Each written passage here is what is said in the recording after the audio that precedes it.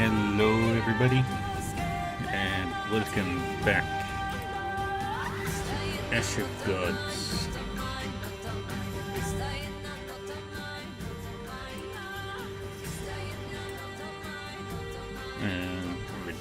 Redemption.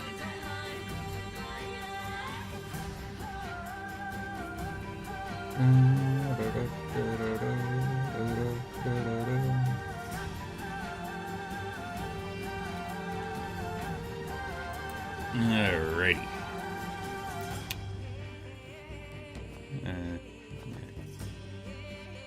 Just want to check, make sure everything is working.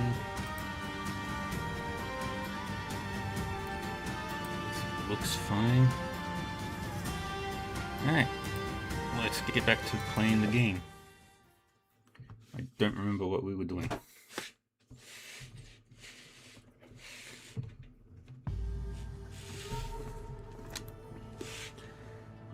Which squad were we with? I think we were with Lo Feng? Yes. Lo Feng's crew.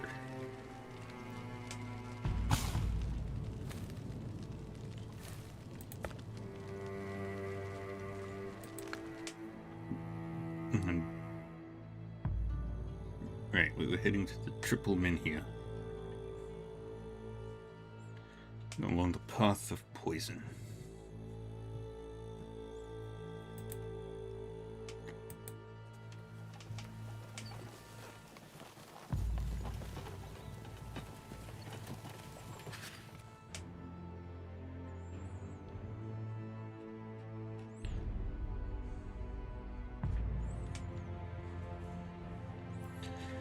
Something is happening in the roadside ditch. It sounds like wild dogs have cornered a hog. You hear growls and a muffled squeal.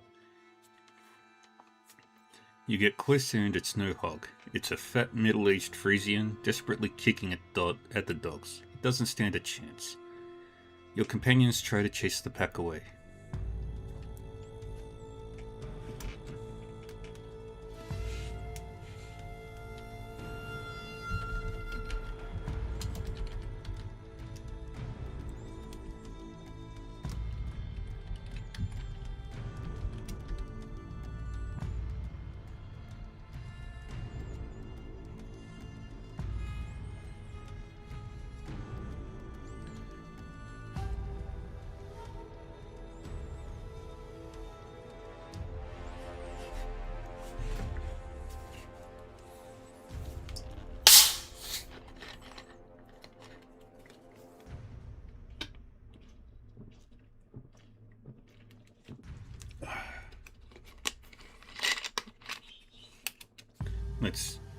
Let's intervene.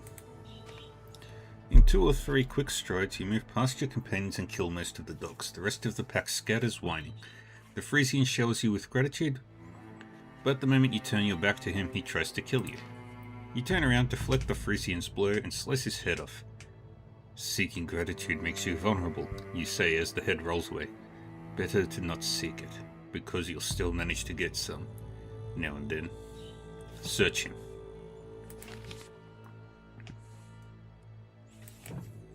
We continue on past the Drowsy Deep. You notice a prostrated merchant near a dry well at the roadside. Several bundles lie near him. He's alive but exhausted. Stealing his belongings wouldn't befit a warrior of peace. But you can't trade with an unconscious merchant. Let's bring the merchant to his senses. You ask Reet for help and she uses some potions on the sleeping man. The merchant awakens a few minutes later looking rather healthy. It turns out that his horse fell and he hit his head. He managed to bring the sacks to the well, but when he saw there was no water he got desperate. He's very grateful for your help and gives you a small strix for your trouble. You can also trade with him now. We'll take that.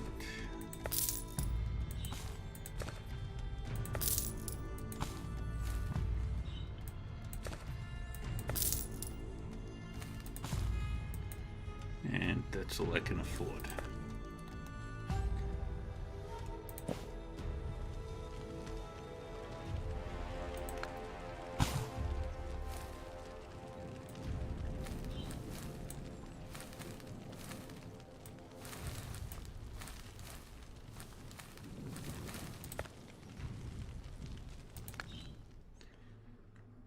Continue down the path of poison.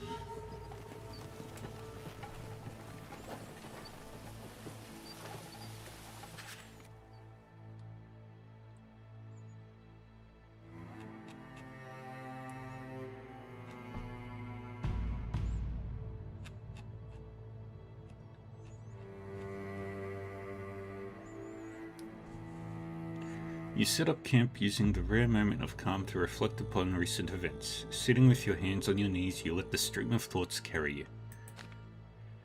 Reet fixes her eyes on you as you travel forth. Does she realize what you've sacrificed to save her? You didn't simply give up some of your strength and skill. You did something utterly unforgivable, betraying your clan, your kin, and yourself. You've betrayed the warrior who paid for this stone with his life. He infused your body with a modicum of his power and skill, yet you never knew his name. His spirit had inhabited many bodies throughout generations of Shadow Clan warriors.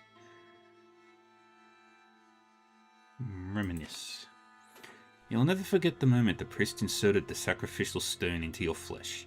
He knew what you'd experience and pressed your head to the altar so that you wouldn't thrash and crack your skull open.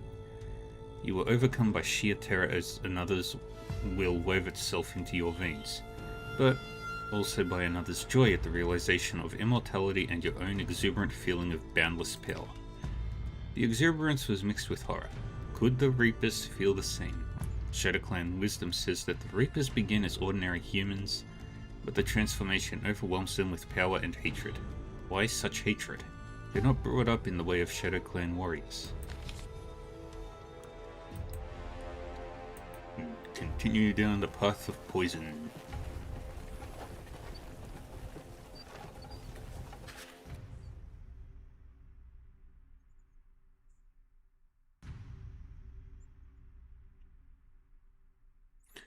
The Drowsy Deep is a very peculiar location. 700 years ago, a great battle was waged at the Triple Menhir, turning deep into a lifeless desert of bones that crunch under horses' hooves. Nobody can linger thanks to the poisonous air. Yet here you are, riding toward the three Menhirs. The three sacred stones peak over the horizon. Pilgrims call them the fingers of the gods. The Palian scans the wasteland ahead. I see Commander Norse is still in position, or is that someone else? Hard to tell. I see warriors loitering by the sacred stone, but it's not a whole legion, thank the gods. Is it true that all Menhirs become poisonous during a reaping? I hope my commander didn't touch this one. Reet dispels your doubts. These are the Enses, the warriors of the Menhirs. They appear only in reap time, and they are dangerous. Once they've reached their sacred stone, there's no use talking to them. They'll kill anyone who approaches. The Frisian commander is likely already dead.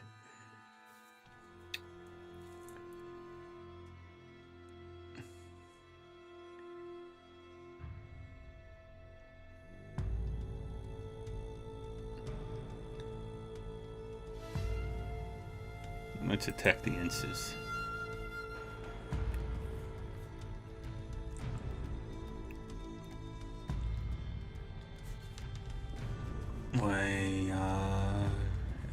The obstacle must be removed no matter what. You draw your weapon and walk straight toward the Enses.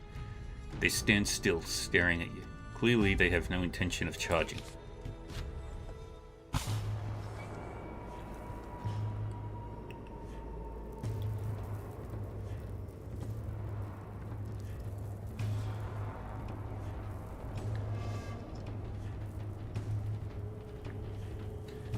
And we'll stick with this team.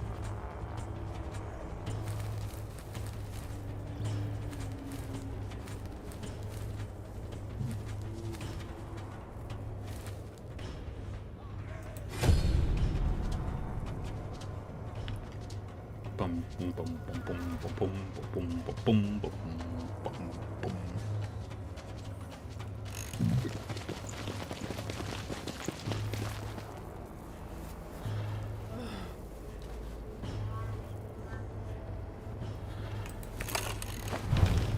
I'm happy right now.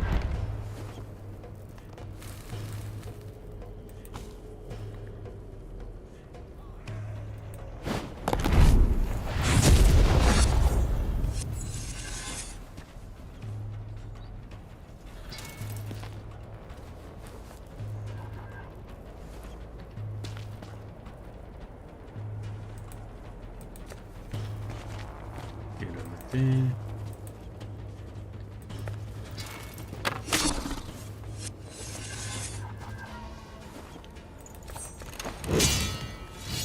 And they will perch.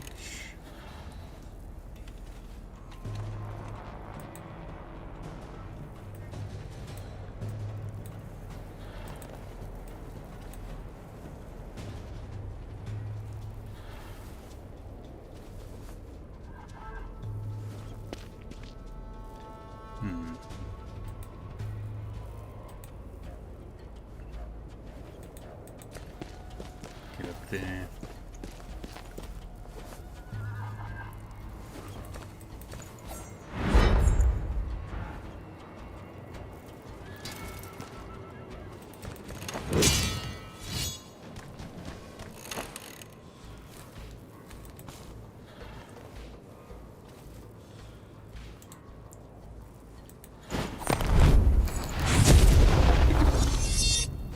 Boom.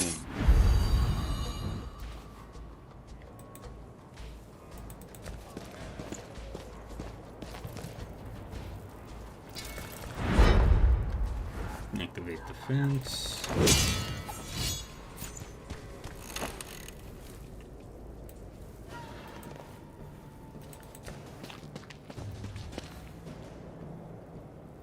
More defense.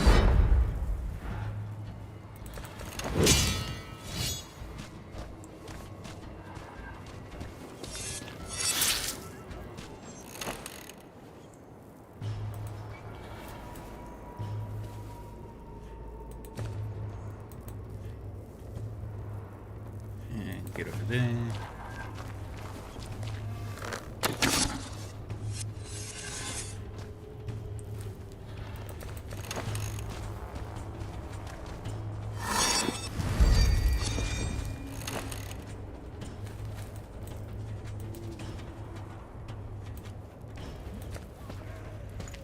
Get over there.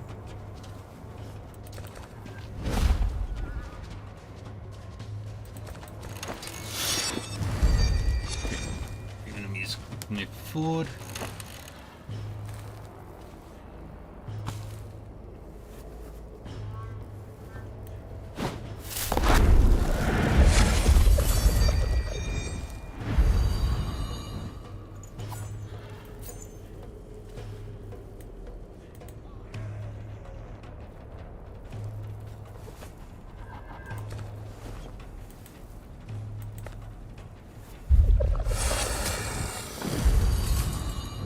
Good.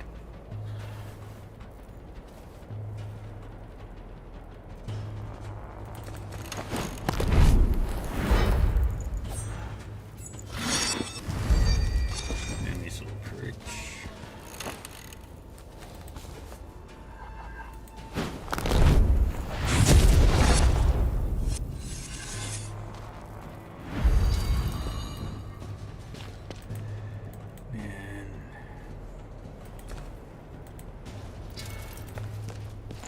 Charge forward, smack you. Good.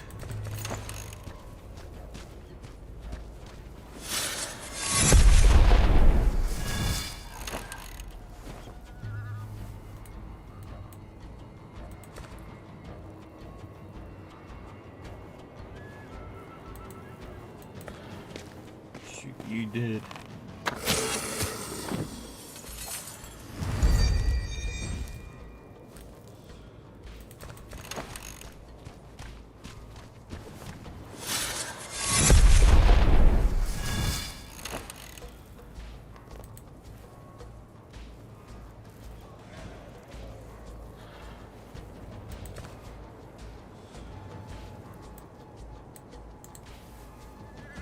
Get up there.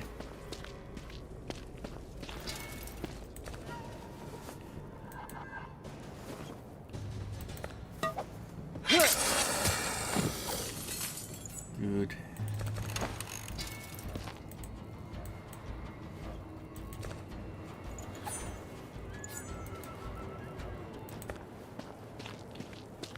This. Let this attacking.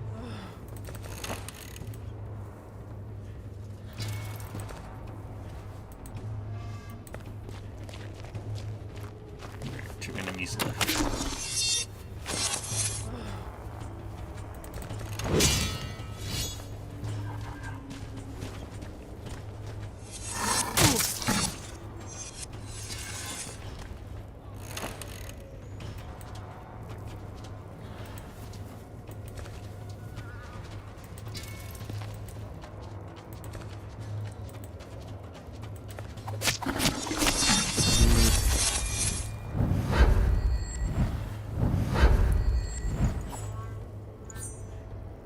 And 10.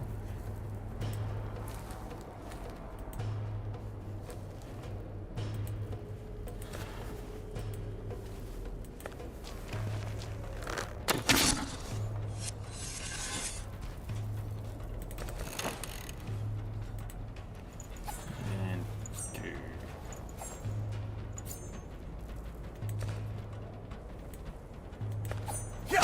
There.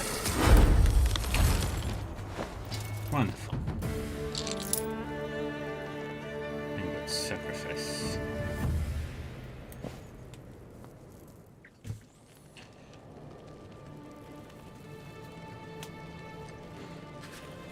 In the aftermath, Roar addresses you.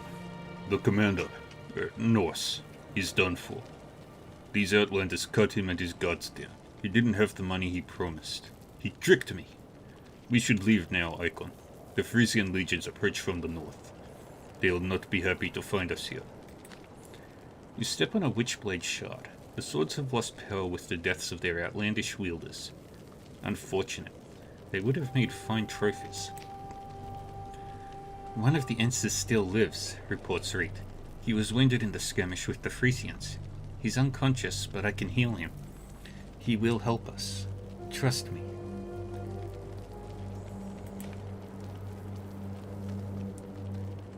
You do not have much time, you say coldly.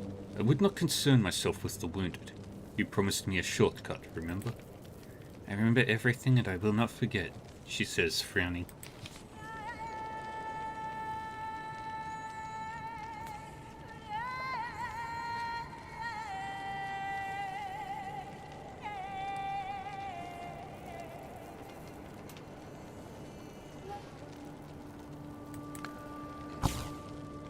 Let's level everybody up.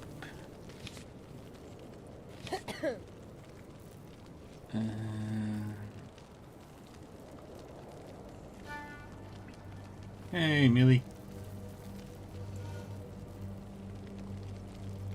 Dust Bunny vitals, are we forgiven?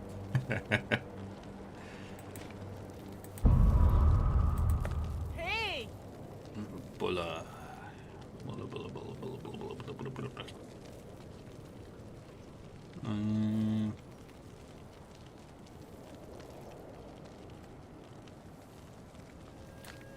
Let's go more health. Huh. Candy. More attack. Ooh. Swati. Ugh. Shun it.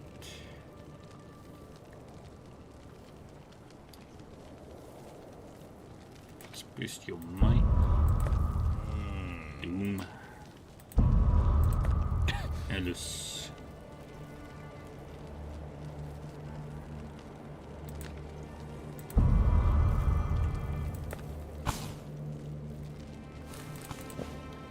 Watching me sacrifice.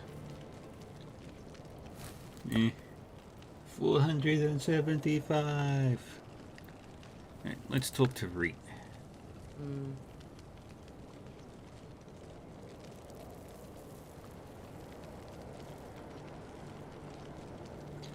Do you need me, Icon? This Ence's name is Karma.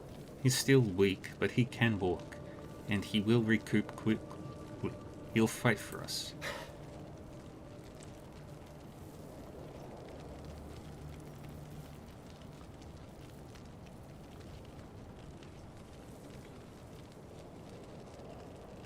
Why should I trust it?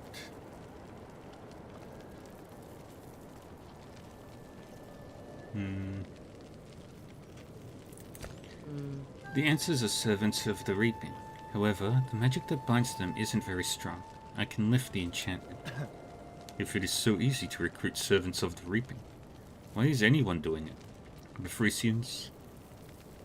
The temple servants? Why do they not control the Enses? They do control them. The Reapers and the temple control the Enses. Do you think the Reaping comes like a storm? The Enses are poisoned, but some of them are not completely seized by madness yet. They are few, but they can be saved.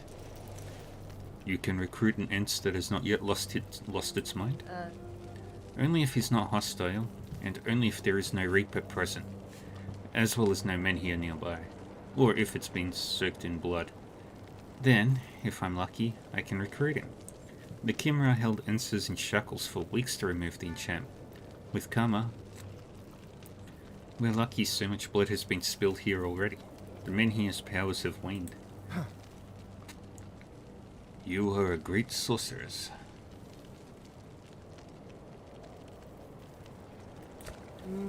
I'm the finest healer and weaver of spells in my family, and even though I like to pore over ancient manuscripts, I am also a warrior. Karma is no longer susceptible to the Reaper's enchantments. Where did they come from? The same place as the Menhirs. Cimarron wisdom likens Enses to bees. Their hive came with the Menhirs and landed somewhere in Hale. To these bees, Menhirs are their flowers, and every reaping is springtime. They awaken from their slumber and sting. Got new emates? Awesome. That's exciting.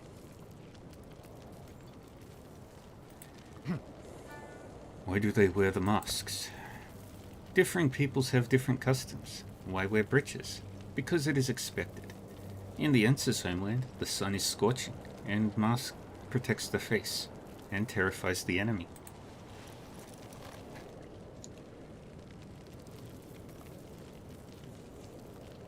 It is your responsibility now.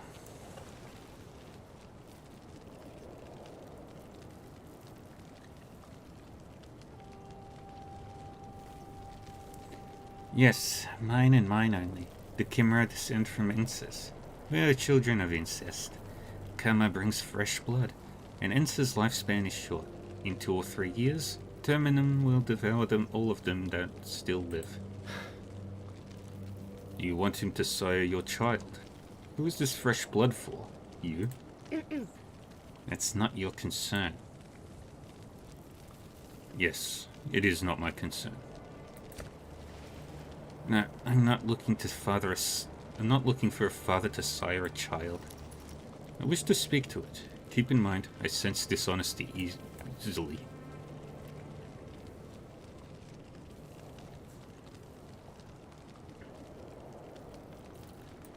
Alice. Loitering forlornly beside the Menhir, Alice the monk casts wary glances at the dead Frisians and Enses. He seems disinterested in arms and trophies. You address him.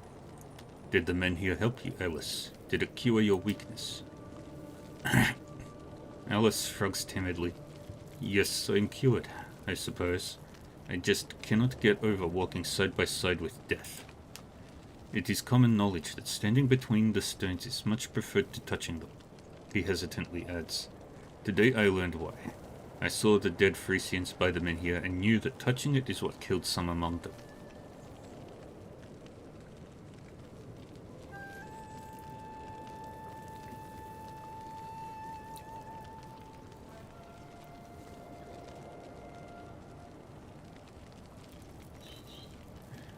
Where would you go if you were traveling? I'd burrow into the ground and wait until it's all over, says Alice, terrified. Alice suddenly remembers something. My brethren encountered a sorcerer on the Chimera path on occasion. He claimed to be looking after a Menhir, but that's bullshit. There are no sacred stones in the area other than the reclining Menhir, and it needs no minding. You turn around and leave without another word. Posture check. Shannon. What is it, Icon? Here to question me about the little argument with Bola? Just sit back and enjoy the show. You realize that if I wanted to kill her, I could do it with a flick of a finger.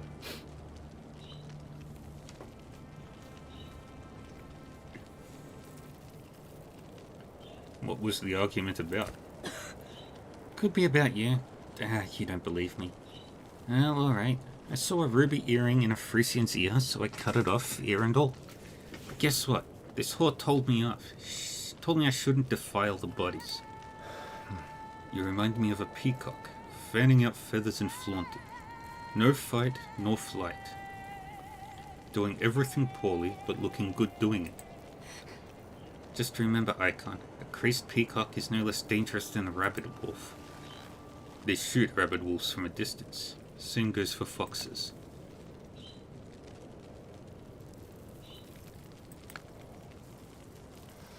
What are you staring at, Icon? I'm the same old doom. Not being opaque. Yes, just think it's a bit too late for me to start from scratch. What choice do I have? You could stay here. And do what? Fraternize with the girls? They'd have me turning a grindstone at the mill, and then bind me to it and throw me off a cliff. No thank you. I'd rather go with you. Whatever you do, the choice is yours. If you are coming with me, get ready. We leave soon.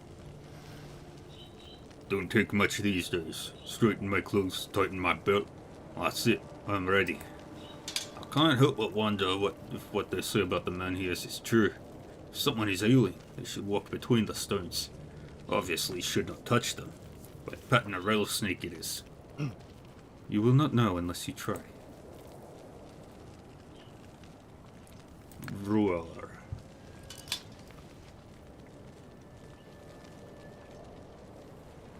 Do you know these lands? Which way would you choose to approach Bacana? There is not much to know. The Hungry Path is bad, and the Monk's Path is no better. The same goes for the Frisian Road. I've been here a year and I've traveled them all quite a bit. What's wrong with the Frisian Road? Were I still a watchman, I'd say it's a wicked path swarming with girls. As it is, we don't want to run into Frisian patrols either. There'll be plenty of merchants and inns along that route.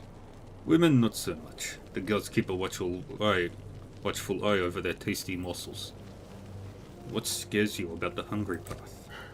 The land on both sides of the path is strewn with monks' bones, evidence of the girls at their worst. The path is always reeked of death. No amount of water can wash away the foul taste. And what's wrong with the Pilgrim's Path? It is like the Hungry Path but worse. All ravines, gullies, and brambles. Ambush territory. Watchmen dared not venture down that road, even in broad daylight. Not to mention the wild beasts and crawling critters. No squatting to relieve yourself. We should choose one of these roads. Choose the way and we'll follow. We can take either path before the Frisian legions arrive. Depends on where you want to end up. However, the destination is of no consequence in the company of such beauties. Nor is the direction. Do you know of a shortcut through the steppe? I know no shortcut, but I've seen the Kimra disappear in the arid land with my own eyes. One moment you see a whole group, but by the time you climb a hill, they're already out of sight. It's rumored that they're aided by a wandering menhir and a sage that looks after it, but I know naught else. You nod and walk to your horse. But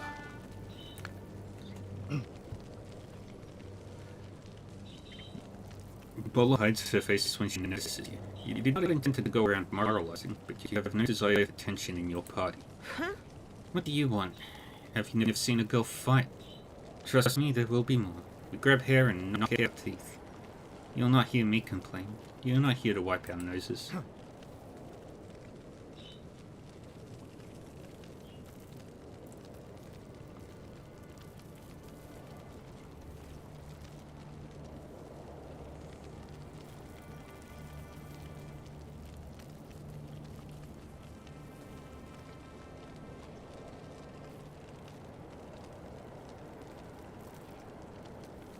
I saw her lunge at you. She was showing off. She's hot-tempered and quick to flare up. She knew there were men watching. Men love a good calf fight, so I told her off. A fine excuse. Shannon is so fetching in a fight. She's better than I am. What did you tell her? I told her that I'll not tolerate her whims. Can't stand it when the dead are butchered. Can't stand it when someone dredges up anger. As if I'm not angry enough. What happened to the ruby? A ruby? Did she tell you that? I couldn't care less about the ruby. Have you seen the Inquisitor's collection in Vodan? Shanna has it now, and she's expanding it. She also took the torture tools. I wonder what's driving her. I have no inclination to fuss over you. Don't fuss then. We could have killed each other, so what? You'd get on your horse and ride away. What are we to you? I shall do exactly that. Keep that in mind. I'm not perfect. I detest this so much that I could kill.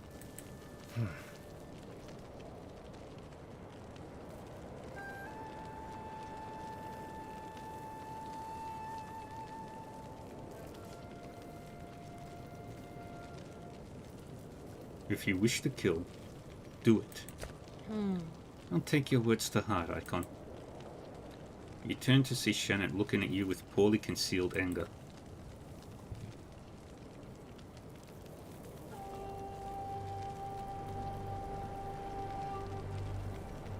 Swati.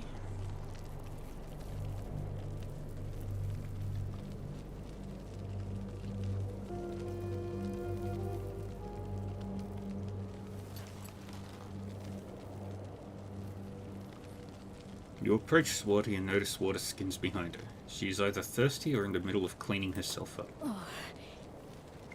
A woman can't find a place to wash without being watched. I stepped behind the men here, but Roar was doing his business there. That man has no shame. He beckoned to me. Ask the other woman to hold a piece of cloth as a screen while you wash. How is your neck? It's no worse. It burns, of course, but the pain eased after I walked between the stones. They restored my strength, to be sure. When will the ulcer disappear? When the reaping ends, or when we all die. Try to ignore it for now. We need to save water. Better to stink than die of thirst. Don't speak for everyone. You'd not sheath a notched and gory sword, would you? My body's much like your sword.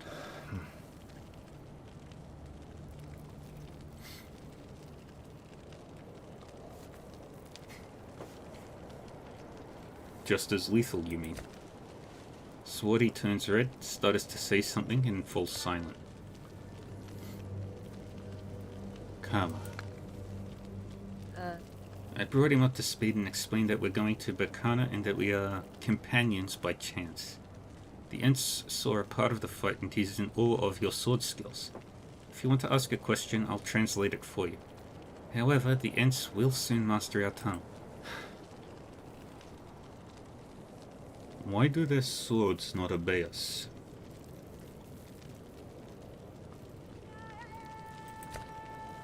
The Ents listens to Reed's translation and speaks several words in reply. His voice is odd, too soft for a man. The swords were the god's gift to the Enses. See the rings on their fingers? They control the swords. Trying them on would be a waste of time. These swords are like hands. You can sever them, but you cannot graft them to another's body. How did they get here? The Ents listens to Reed's translation and gesticulates in surprise as he replies. He does not know. Just yesterday he was under his homeland's scorching sun, guarding Menhirs, much like ours. Today he finds himself here. He is confused, but he believes that it's all the will of the gods. Why are they here? Kama seems to guess your question before Reed can even translate it. They must protect the Menhirs and pour blood over them in libation, to fill them with power, and appease the gods. If the gods deem the sacrifice sufficient, they'll grant these lands to the Enses. I have no further questions. Kama starts speaking almost immediately. Pressing a palm to his chest, he points at your companions. He claims that I lifted a veil from his eyes and that the skies were ablaze in his homeland. It could happen here as well. He hopes to stop some of his kin, and he's ready to fight them if need be. Why does it wear the mask? The Enses wear masks so that the servants of the gods do not know their faces. These servants are called the Umbra. We call them the Reapers. They're too dangerous, even as masters. The Ents wants to preserve his true self. Let it come with us. He understood you, Icon.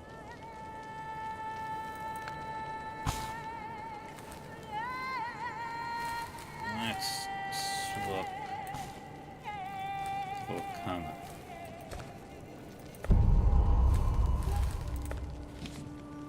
Let's take Karma's skill set.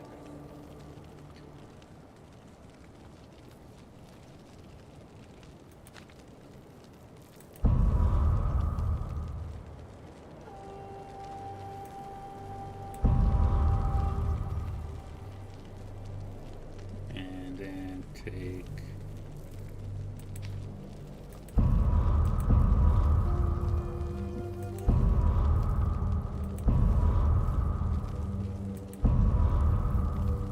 that fully maxed out. And then we'll start building up the quick reflexes next.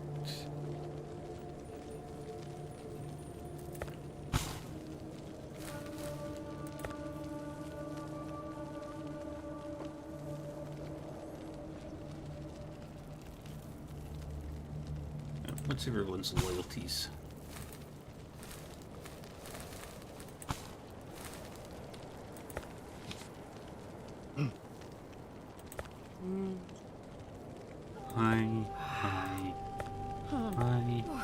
High, average,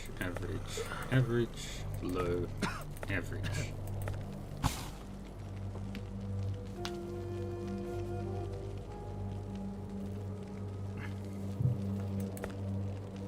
Really?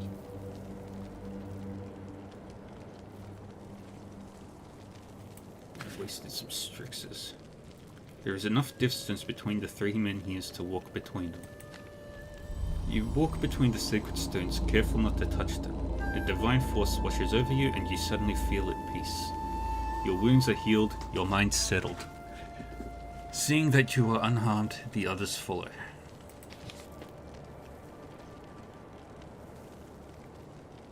Not everyone made it to the top, but among those who did, nobody managed it by sheer luck. And we're back to Hopper.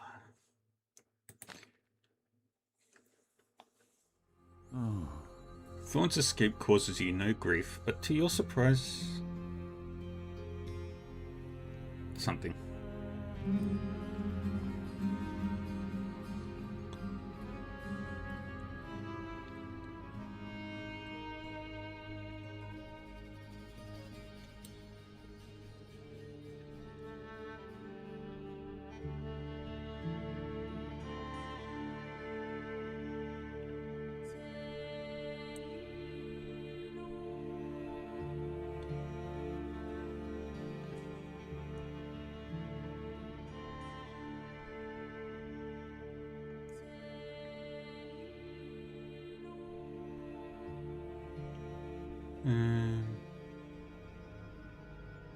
Let's go talk to Shek. Perhaps you could clarify something for me, friend. Why was a prince serving in a neighboring kingdom at the rank of a simple soldier at that? Someone's been feeding you stories, I see. The prince claims that the king wanted to marry him off to an elderly and unattractive Genoban princess. But I think the true reason is completely different. That's what piqued my interest. High-ranking individuals don't often share the rigors of service with ordinary folk, and they certainly never do so in secret. You don't know our king. He's too hot-headed. If anything goes against the grain, he flies off the handle and behaves rashly. Luckily, Prince Trig is much more sensible, but even he wasn't able to protect his son. He was ready to confront his grandfather regarding every little detail. No surprise there. I would be more astonished if the young scion didn't go against his elder's will. Our king is always rushing things, but with her it was like a knife hitting a rock. The young prince turned out to be more stubborn than his father. The princess is one thing, but her didn't want to concede. So the king said, I don't want to see you until you've had your fill of shit and grit. I see now. Prince Trig made his base in Ursus to be closer to his son, and his son joined an Ardalen company of young soldiers to keep away from his grandfather's spies. You're quick on the uptake, Scribe. Well, if that's all you wanted to know, I'd better go. I have so much to do.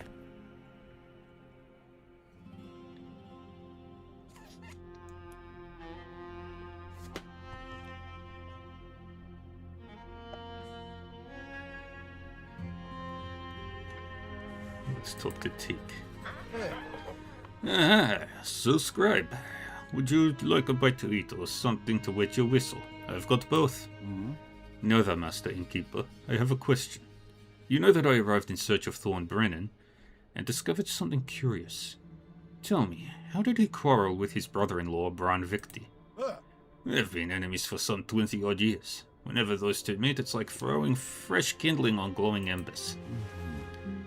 What kind of embers are those? I heard it's about some sort of inheritance. Well, it could be about the inheritance now, but I'm not an Ardalen scribe to tell you for certain. I only know that Bran Victi has been bearing a grudge against his sister Liki Victi, the mother of Thorn's children. But Thorn's wife perished. There is no one to hold a grudge against. Yes, I heard that she's perished. It would anger Bran even more. I reckon he'll not rest until he strangles Thorn's offspring. This Bran turned out to be a rotten bastard. Well, that's all I wanted to know. See you, Teak. Ache. Listen, my friend.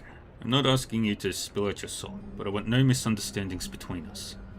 You are keeping an eye on me, aren't you? Who sent you? Was it Prince Trig or Choronzon?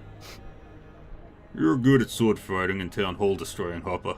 Just as you're good at reading people. Well, I'll not lie. It was Choronzon who asked me for a favor. What kind of favor was it? The Cardinal wouldn't ask for something trivial, I suppose.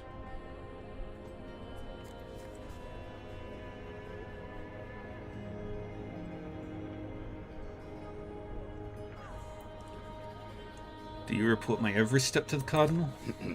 Why in Termanium would he want to know about your steps? Especially every single one of them. How could I possibly report them to him? I'll be damned if I know. Trust me, if Choronzon wants you to report to him, he'll find you anyway. Did Choronzon give you any orders regarding the prince? How could you even say that? Choronzon may be angry with his highness, but he is a cardinal, not a highway murderer. You really think I'm capable of something like this? I'd sooner end my own life. Yes, it's a bit hard to believe. Great warriors don't usually run errands like this. Or does Choronzon have his own stake in this game? Actually, he does. But it's just so absurd, you wouldn't believe it. Truthfully, at first I couldn't even make sense of what he was asking. But the most important thing is, this favor of his won't affect my service to Duran. Believe me, Yake, some things aren't as silly as they seem. And the Cardinal is definitely not stupid. Then tell me, Hopper, why is Choronzon looking for glitter? He said something absurd, like Thorn can do what he may. Prince Ho is of no importance, but the girl must be kept safe. He told me to make sure she gets to Opaka. What can you say about that? I don't know what to tell you, Ike. I can think of one reason. The girl may be of use to the temple. As for Opakam, it's a special place, Ike. The reaping has never hit Opakam in full force. Perhaps I should be going. But wait. I've been meaning to ask, why did you send Stein away? I never liked him. Odd and secretive, keeping to himself at all times. Truthfully, I've never trusted him, and I can't understand why Prince Trig forced him on us.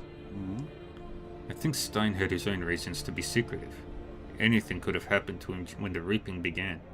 But if you don't like him, then I won't argue.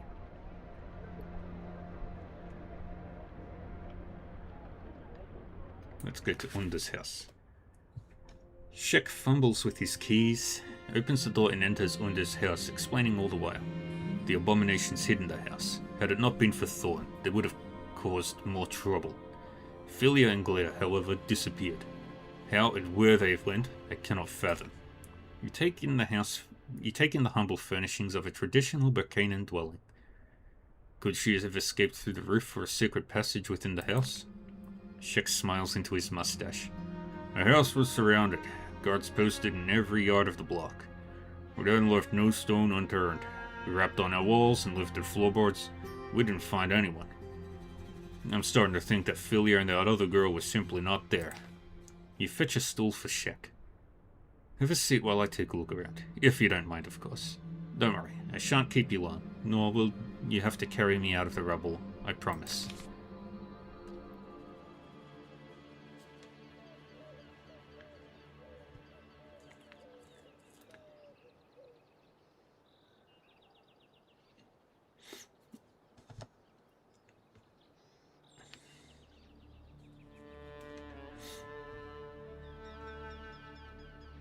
Let's look at the small garden first.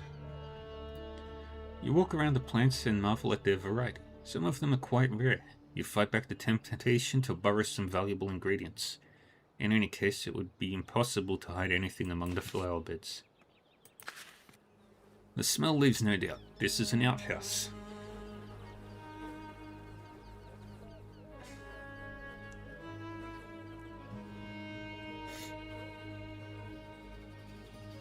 Inspect the walls. This Under wasn't exactly living hand to mouth. Not everyone can afford a mahogany outhouse. Check the hall. You're kidding, right?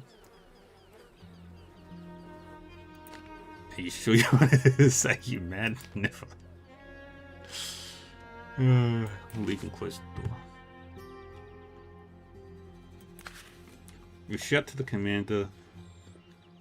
Shek, are you still in the house? Look. You can get down to the men here behind the wall. Shek's frustrated voice carries over from the house. Told you, we had the house completely surrounded. The temple guards are always watching on the other side.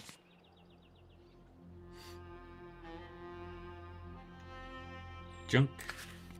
You go through heaps of useless junk, moving barrels and crates around, and yet you find no trapdoor. Table. You see a stone table, most likely used to prepare potion ingredients. You try to move the table, with success. Underneath it, a ladder descends into the darkness. A small scroll is attached to the first rung. You snatch it before Shek approaches you. The commander shakes his head and points out an inscription on the bottom side of the trapdoor. You recognize the handwriting from the double menhir. And if you do not burn out, carry it. Shek shrugs. Pure witchcraft. Let's go. This place gives me the creeps. You unroll the scroll, making sure Shek can't see. For some reason, you're certain that it's meant for you. The writing is from the same hand. Your path leads to the west. May you not shy away from tall buildings, and may you remember old friends and ancient enemies alike. As you leave Under's house, Shek addresses you. What a catch. Congratulations, Hopper. I never would have found that cellar myself. You nod. This is where Glita was hiding. She waited till everyone left and then escaped. Looking for her will be like looking for a needle in a haystack, but I will try. I'll still try. You nudge Shek's frown and reassure him. I remember my promise, Shek. I will do what I can. How much longer till we can get into the palace? The commander of the guard shrugs. Now is a good time to leave. The right guards are on duty, and the king's physicians have left.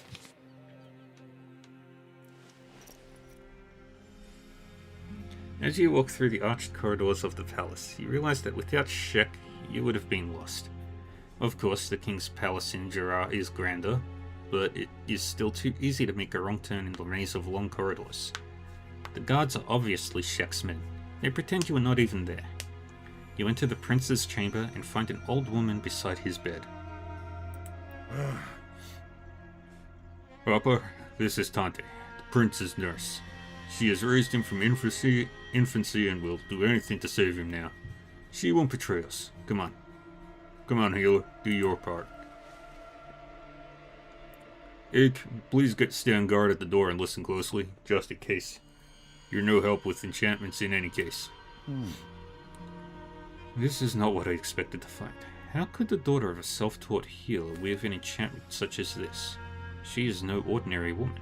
Regardless, I will attempt to sort it out. Do your thing, Hopper. I will talk to Philia when I find her. Just give me the time to do it. After our chat, she'll be happy to withdraw her enchantments and place them on herself. You should thank Philia when you see her. Her enchantment is not killing the prince. It is merely putting him to sleep. For a healthy man, it would have meant death. For a mortally wounded one, it prolongs his life. Its final moments stretched into minutes, hours, even days. Are you saying she swapped a quick death for a slow one? Should we all bow down to her in praise? What are we to do? You did well sorting out the enchantment, but how can we save the prince? I have not sorted it out. One cannot comprehend such intricate weaving at a glance. Step back and let me concentrate. I need to make a sketch of this pattern. And by the gods, hold your tongues. It's been a long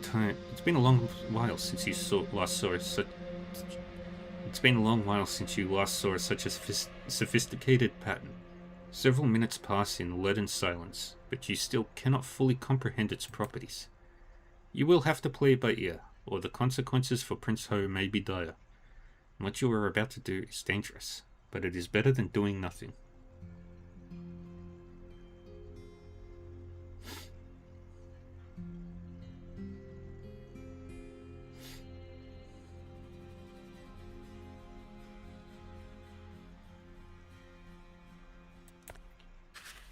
You begin to unweave the spell, but something goes wrong. The enchantment resists you, tightens its coils around the prince and drains his vigor. You fight this alien magic for several minutes, but you finally have to admit to yourself that you have fallen into a trap. You pull yourself together and make a difficult confession. I cannot destroy this enchantment, only transfer it to another. It will not cling to me, and even if it does, it might rebound to the prince again. One of you will have to make this sacrifice. Shek smacks. Why waste one of us? Let me bring some thug from the dungeon and use it. We'll even clear him of all charges and set up a monument for him, posthumously. You do not even have the energy to face the commander. It's a splendid idea, but we only have a few minutes, if not seconds. Who is willing to do it? Your companions are frozen in silence. Their feelings are understandable. Yet it's one thing to die for one's prince in battle, or shielding him from an assassin's blade. But it's something else entirely to succumb to a silent and obscure death such as this. You will have to pick the one to do it. Look at Shek. The commander meets your gaze and turns pale, but he regains composure almost immediately. Cast it onto me, Hopper, he says. Such a death is honorable for any warrior. You can leave the palace the same way you came. You nod to the warrior, showing respect. As you say, all you need to do is touch my hands. The enchantment will do. Before you can finish, the old nurse who has been standing in silence near Prince Ho rushes toward you. Nobody manages to stop Tante. She grabs your hands and locks eyes with you, allowing you to witness the very moment the flicker of life disappears from hers. You watch in shock as the old woman's body collapses to the floor. You can barely move your lips. Did you see it? She grabbed me by the hands herself. Trying to hide his relief, Shek shakes his head. She turned out to be the bravest among us. Dear gods, look. Prince Ho, he's opening his eyes. He's waking up. You look at the prince intensely to make sure that all enchantments have been undone. Well, that's wonderful. I haven't taken a life in vain. Your prince will live, in better health than ever. You are interrupted by a bell tolling gravely. The commander of the guard listens with apprehension, turns pale and says, You should leave the palace. Guards will tell you where to go. I must stay. Dear gods, I think the king is dead.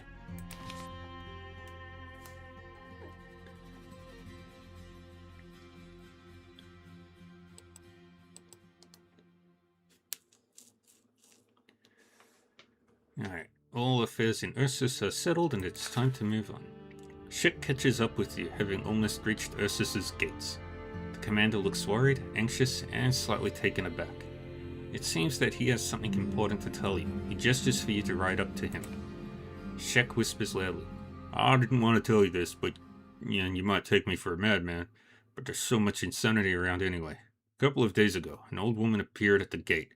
Her frame was fragile, but her eyes were quite young, quite peculiar. In a way, she looked like Unda, in a way she didn't. Shek looks around nervously. She told me that if I see the scribe, I should tell him one word, Frigga. You thank Shek, and leave the city. There is plenty to ponder as you ride on. The journey continues.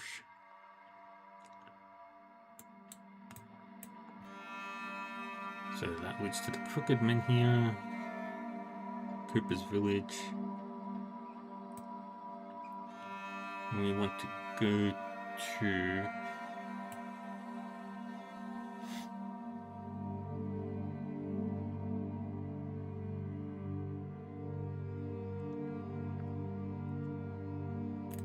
First, let's do some skill points.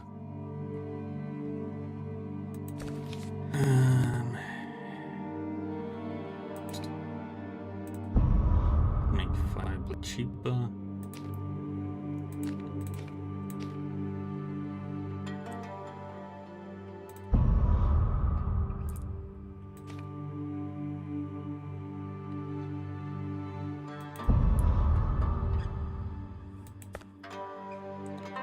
Okay, which way do we want to go?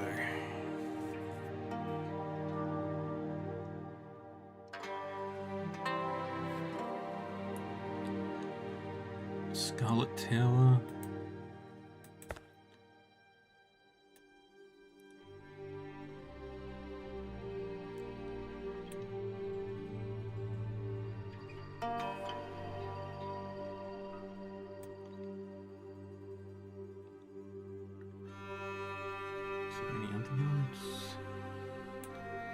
No, but either way, we are heading to the Scarlet Tower. Let's go.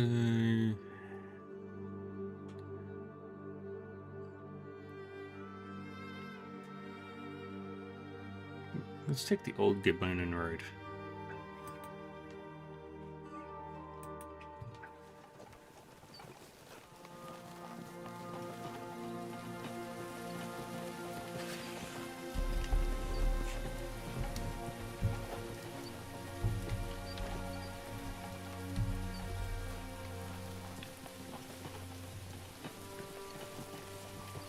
You feel the reaping grow stronger. The curse that has crippled your arm is reaching for your heart.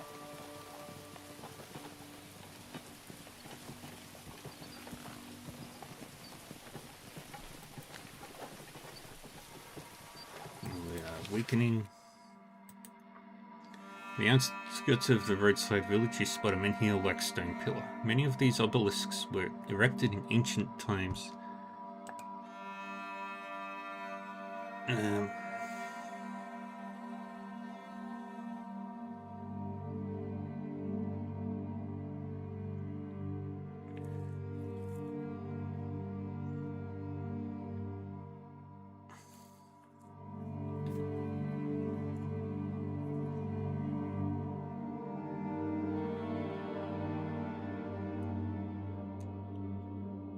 On the outskirts of a roadside village, you spot a menhir-like stone pillar.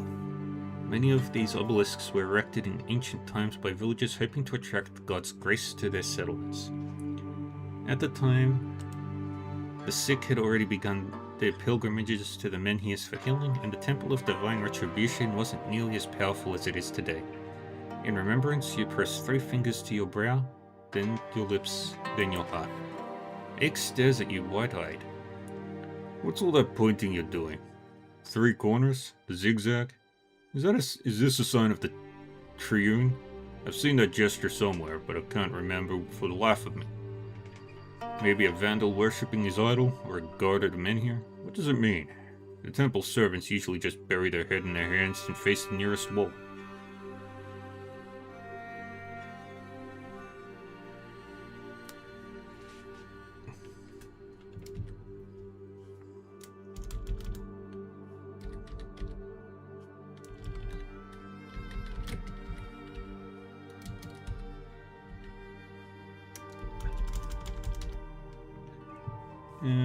Let's try to explain. You smile. No, the Triune doesn't have a special sign. Some call it 3 corners or a zigzag. Some don't have a name for it. You simply press 3 fingers, symbolizing the triple menhir. First to the forehead, then to the lips, then to the heart. It means I remember, I praise, I love, or I think I preserve, I keep. Whichever you prefer. Ike shakes his head in frustration. Don't matter the waters.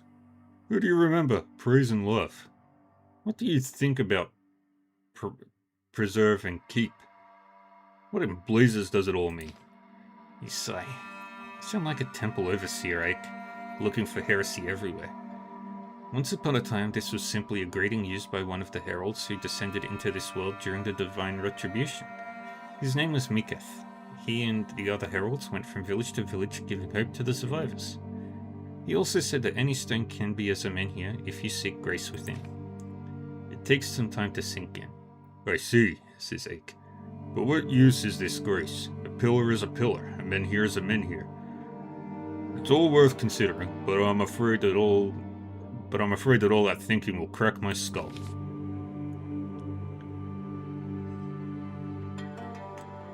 Ooh, do we want to go to the Ghostly Tower or the Scarlet?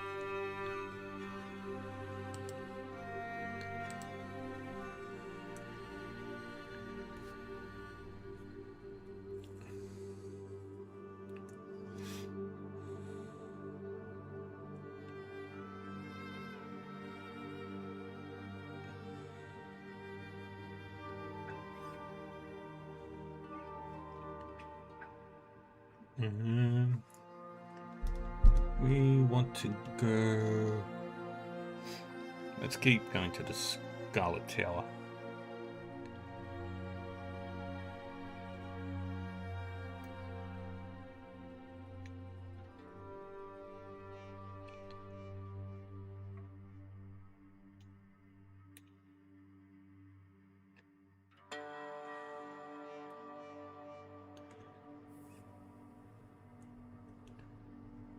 No, let's go to the Ghostly Tower.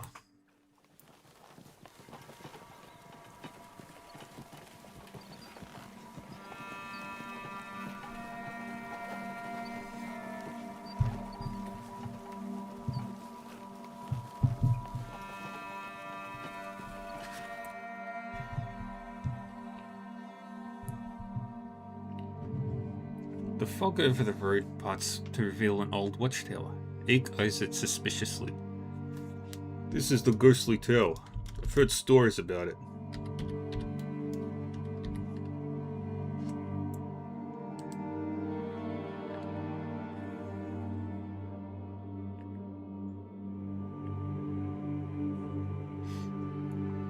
It appears from the mist, always in a different place. It must be cursed, inhabited by evil spirits. Running into it is a bad omen. You sense magic emanating from the tall building. This brings to mind the advice you received. You stop your horse and call out to Ike. These are old wives' tales you're feeding me. It's just an old Gambonan watchtower, abandoned for at least a century. Although, there is someone at the foot of it. A human being, not a malignant spirit. Let's get closer. As you ride closer, a well-dressed Berkanan practically skewers you with his gaze. Let me introduce myself, he says. My name is Greg. I'm a mage just like you. There are too many mages wandering about lately. Someone left runic inscriptions all over the interior of my tower, protecting them with a spell I cannot undo. You have an inkling as to who might be responsible for such sophisticated spell work, but you keep it to yourself. You introduce yourself as well. They call me Hopper. Hopper Rowley. Might I take a look at these inscriptions? Perhaps I could help you rid of them. Yeah, perhaps I could help rid you of them. Greg grimaces. You hope to succeed where I've failed? Ah, well, at least it'll be entertaining. I'll let you in if you can answer my question. If you can't, you're not clever enough. No matter the outcome, we'll part ways once we're done. I've got my own reasons for shrouding the tower in fog, you know?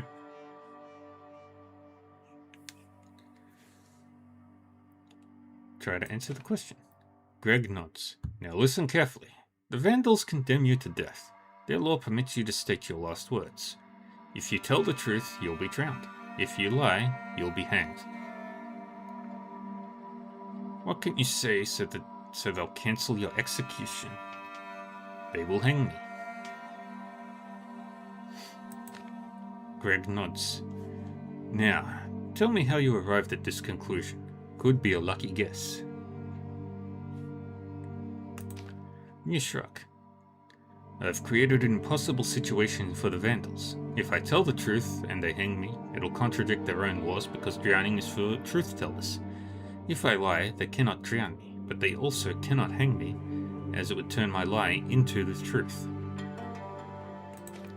The mage laughs and makes an inviting gesture. You enter the tower without further ado.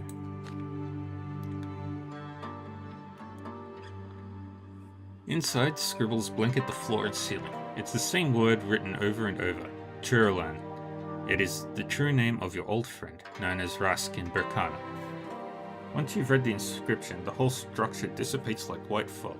Greg vanishes into thin air. Egg regards the quickly dissipating fog. Where'd you stick your neck in there, Hopper? He shouts. I could tell it was a foul place. Get on your horse and let's move before something worse happens.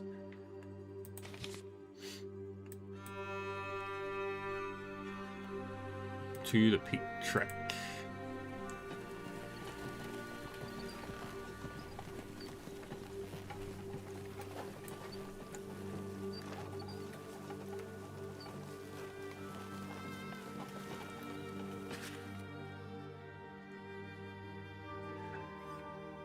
Under a sprawling oak tree on a hill, there's a black slab of stone with a half-effaced inscription and engraved with the image of a sword.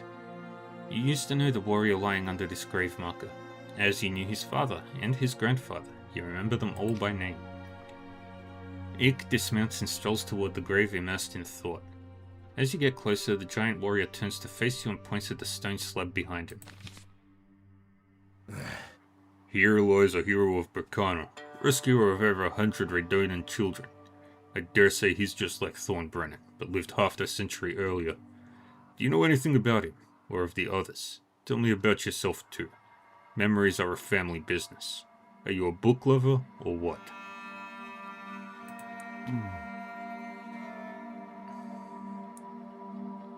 Yes, I know this hero.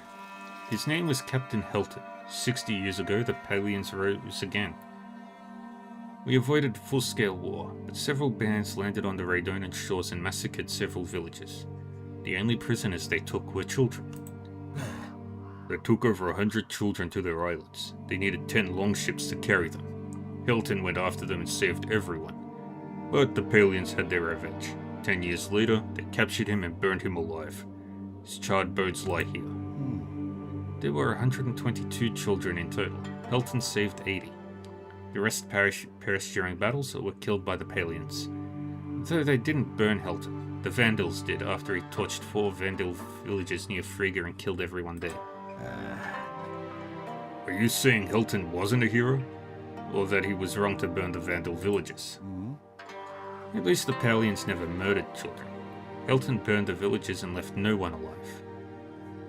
He supposedly did it to punish the Vandals' banditry, but girls were the ones responsible for the raids. Hilton paid dearly for his actions. His bones were returned in a basket full of shit, and that's how they buried him here. Berkana had many heroes. The man lying under this stone had many renowned companions. His boatswain was Selja, nicknamed Fatso. The drunkard Hoond stood at the helm. Bash, who knew every shoal from Raidona to Isida, was the pilot. Then where are their graves? Did they receive heroes' burials? Selja became food for the cannibals near Frigga, so there was nothing left to bury. Hoond got so drunk he fell from the stern of his ship and drowned. The crew didn't notice until morning. It's a miracle that the ship didn't hit a reef. As for Bash, His own captain killed him. Was it because he crashed the ship on the rocks or ran it aground? No. For very bad things that Helton did.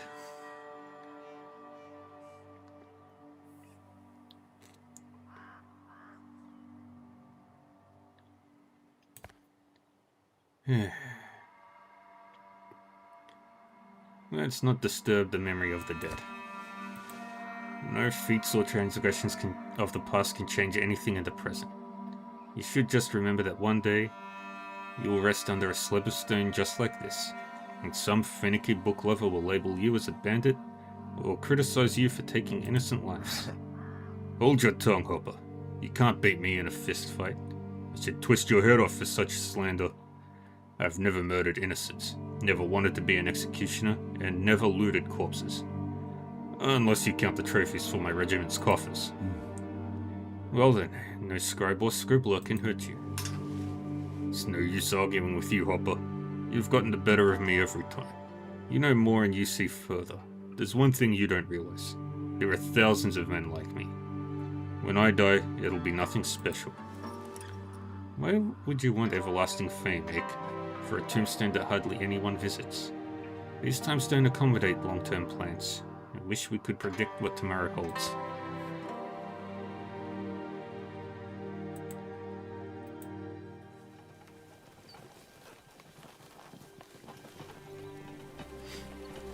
To the eastern stockade.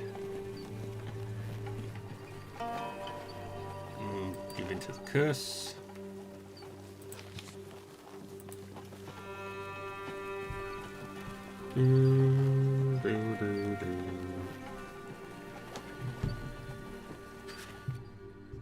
Ike lags behind. You pull up the reins, waiting for the giant to catch up so you can see his face. His jaw is set. He is in pain and toughing it out. You make him stop. Even a hero needs a break from time to time. What happened? Ike waves away your concern. My back is acting up, damn it. A weak spot. It's because I'm so large. It's tough to haul all this weight around. Turn the wrong way, sleep on the ground, or forget to put fir twigs under your bedroll, and bang, your lower back is screwed. Can't breathe in or out. Put me in a brawl or in a Buchanan bathhouse with a pretty lass and I'd forget all about it.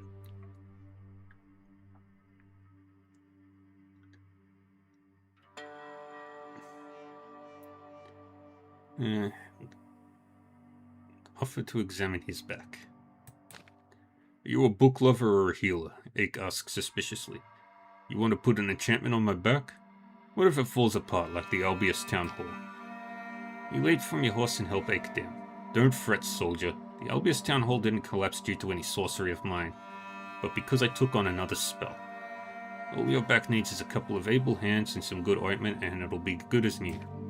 Ike leans over, watching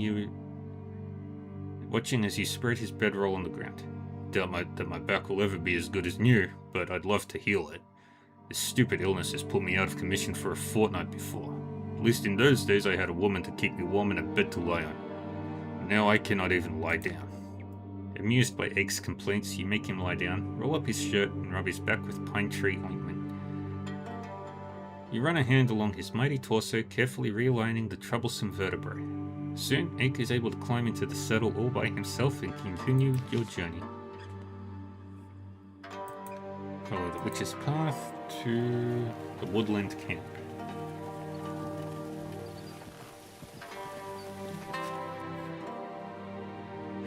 You catch up with a band of Isaanian bowmen and make camp together.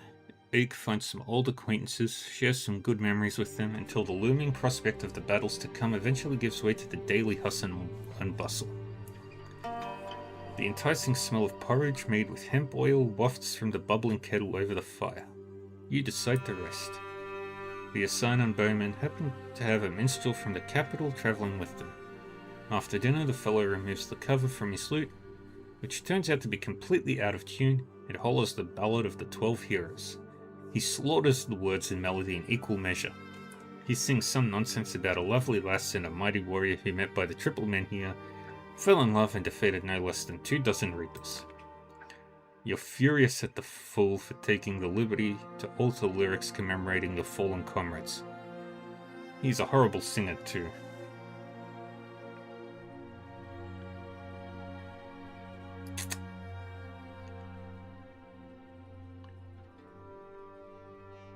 Hex the Minstrel. You cast a light hex on the minstrel. After the first refrain, he grows pale and rushes to the nearest bush to get sick. You settle for the night, knowing that the minstrel will be purging until morning. The slight chill on your blackened hand is a fair price to pay for rescuing the song from the minstrel's torture. My stats are not good.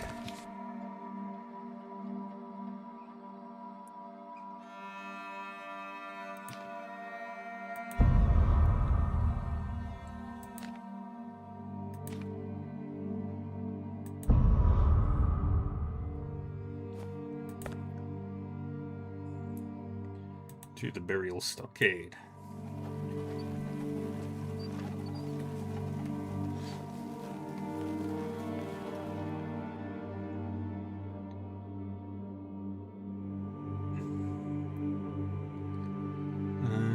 Which way do we want to go?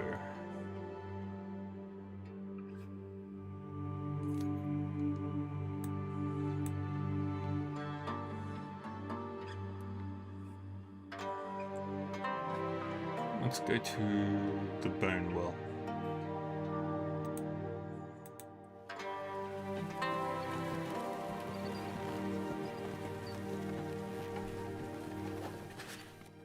Nothing has changed in the Ashen Wasteland for hundreds of years, but now everything feels different.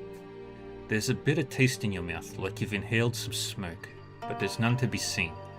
There is only an ashen valley, grey grass, and grey sky. What's causing the sting in your throat? Where did this feeling of power come from? You need to make camp. Ake dismounts the horse and carefully ties the bridle to a branch. Gods and demons, he exclaims. Are you by chance turning into an abomination? What happened to your eyes? They're black. Or have your pupils consumed your eyeballs? What about my eyes?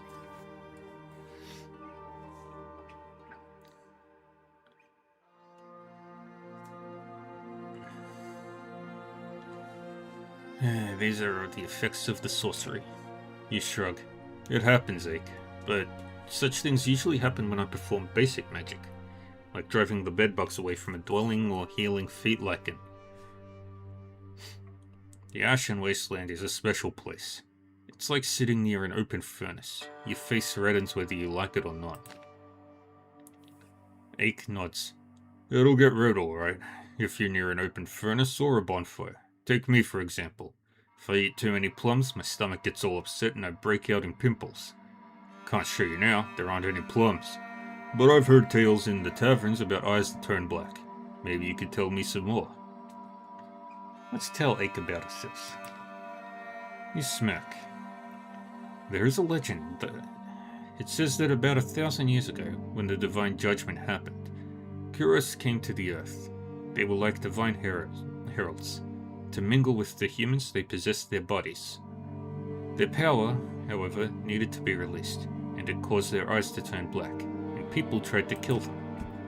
Ake laughs dismissively. Do you mean that's the Kuro? Stop yanking my chain. It's been 1,000 years. Understand? 1,000. There are no Kuros left now. Only some distant relatives, perhaps. Did they have any children? They did, but not all of them. He answered carefully. I might be a distant descendant of such a Kuro. Not a direct one, perhaps. 1,000 years is a long time, after all. Keep following the abandoned road to the Bone Well.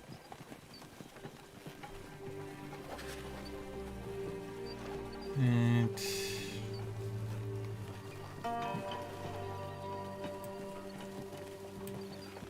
give into the curse.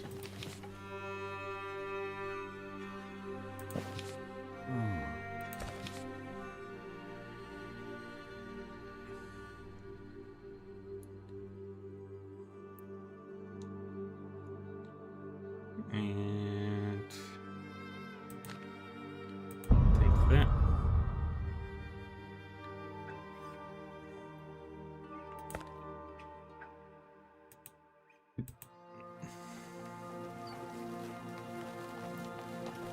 Cursed village.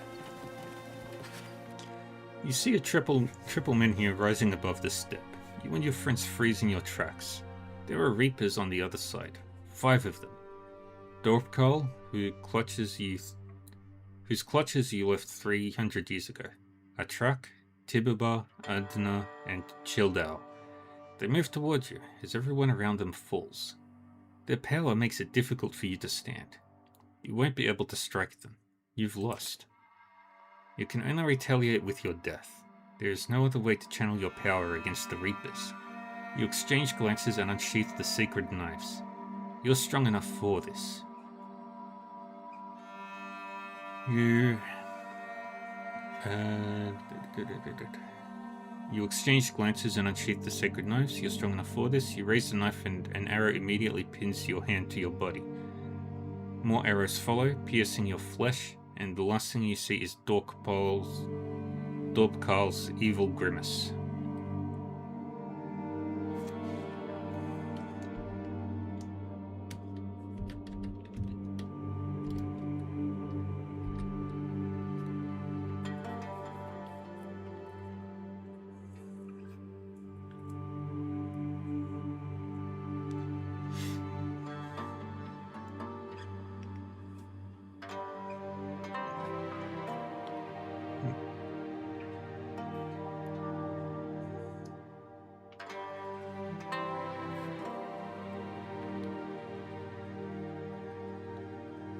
Reminisce.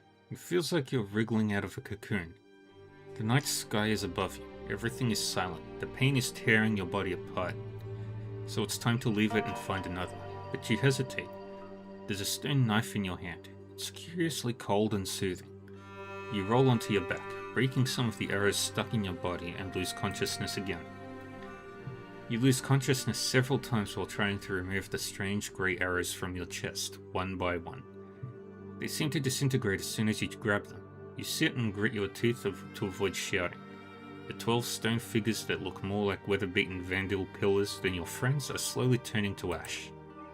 Wolves howl somewhere in the distance. The smell of blood and smoke is in the air. The healers roam around trying to figure out who's still alive by poking the bodies with a stick. However, the sight of the 12 figures crumbling to dust is the most important thing you should remember. That and coughing up blood at their feet. You wake up.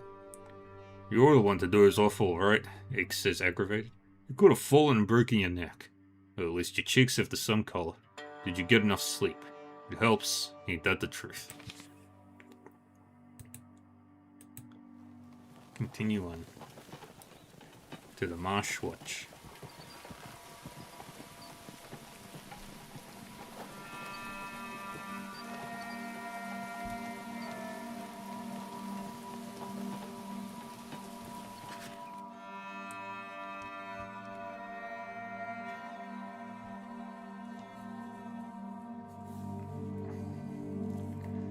You approach the Marsh Watch, making your way to the local inn.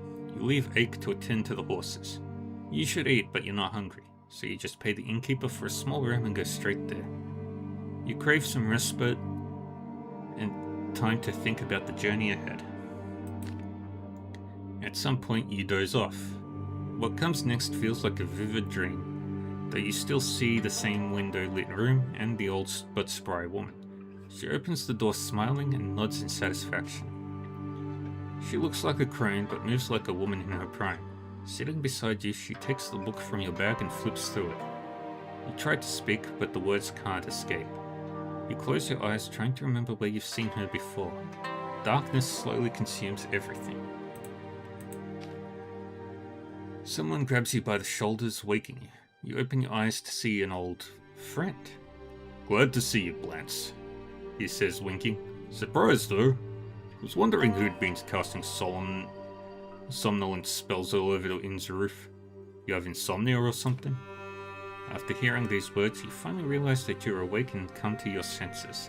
A quick look around and you know that someone's sorcery is at work here. Realizing that you've been hexed, you scramble to get your bag. The book is gone. Curses! How could they trick me like that? I dreamt of a hag rummaging through my things, and flipping through my book. but it was no dream. The book is missing. Did you not encounter anyone on the stairs? My apologies, but I haven't seen any hag on the inn stairs. I have arrived after the spell dissipated. Where are you off to, Blantz? And not alone, I see. Been accepted into royal service, have you? Well, you haven't strayed so far from home by happenstance either, have you, Cherlan? You don't simply travel for the sake of it, do you? You rarely step outside your shop, especially in reap time. Forget the shop. Now isn't the time. I've actually been looking for you, Blantz, and it's clear that seeing the crone in your dream is no coincidence. Though an odd one, she wields great power.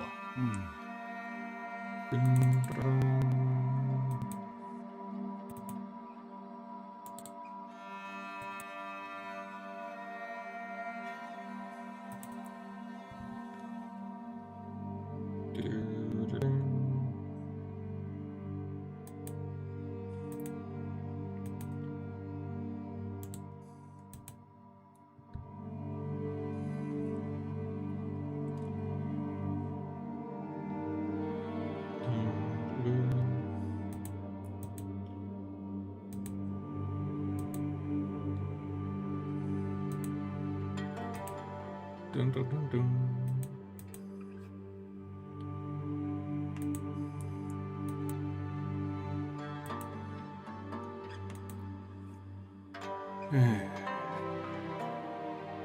Who is she? Who knows? No, I've got a hunch she might be the Under everyone's talking about. Something's off. Under's so old, it's surprising she still lives. It's as if this hag only pretends to be Under. The crone who looks like a woman in her prime? Stone bracelets and a serpent's gaze? I've heard of her. Calls herself Chilla. Maybe she's like us, not human. Stretch. Oh. Not human.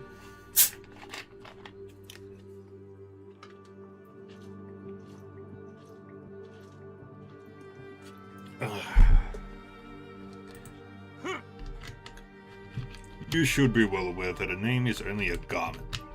Take it off, if you will, and it loses all meaning. I've been considering this from all angles. All those who could be this crone died in that same battle which gave you your arrow scars. And I've got no more ideas. No clues.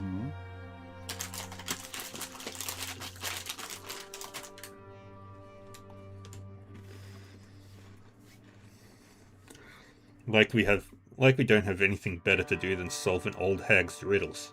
She's a witch, no doubt.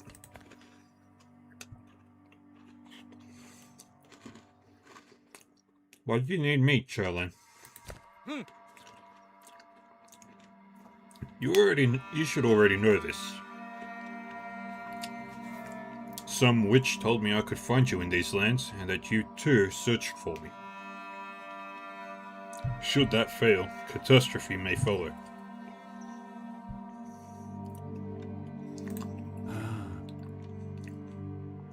Cut the mind games, Cherlan. My head aches even without adding your riddles. How does an old woman or witch compel you to look for someone? I don't recognize you.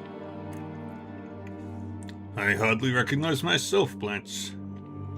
I've had so many thoughts lately. Got a job as an attendant at Arpacum. Guided wagons through the marsh road.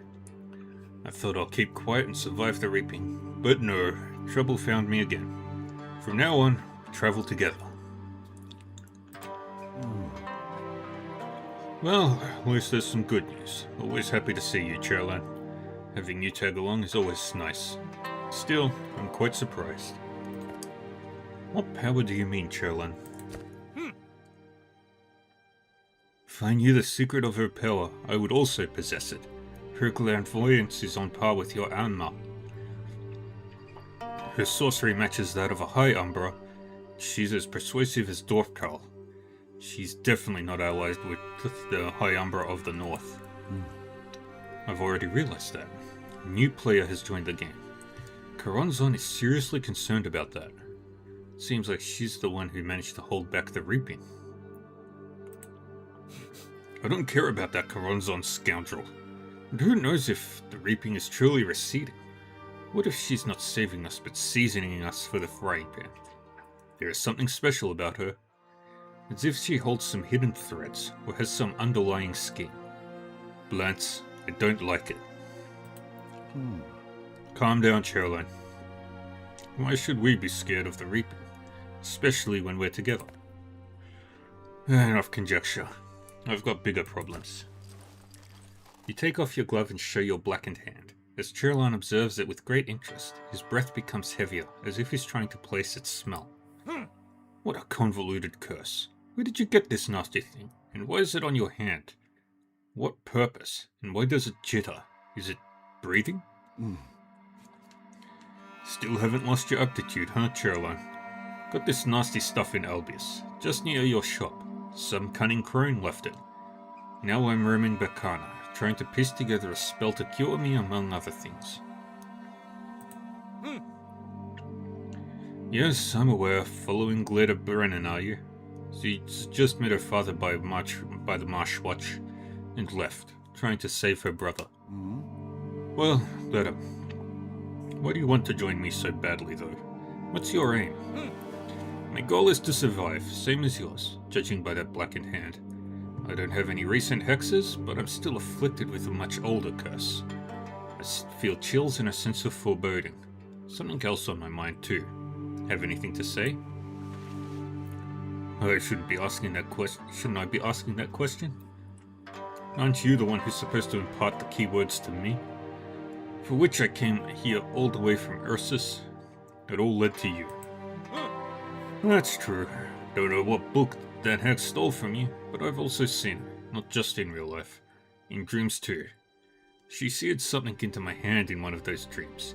It burns and won't subside unless you read it. Just let me roll up my sleeve.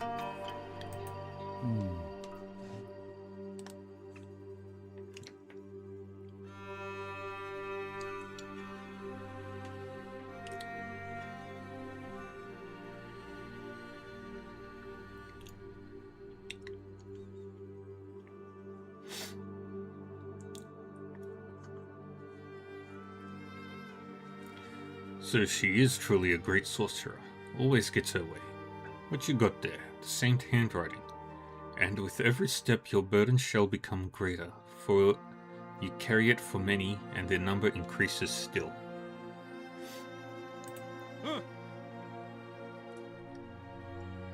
Ye gods, the writing's vanished. Such a relief. What do these words mean, Blance? What are they? I don't know, Caroline. I need to think this through. But I won't be staying in the inn. Can't say I'd be happy about absorbing anyone else's sorcery.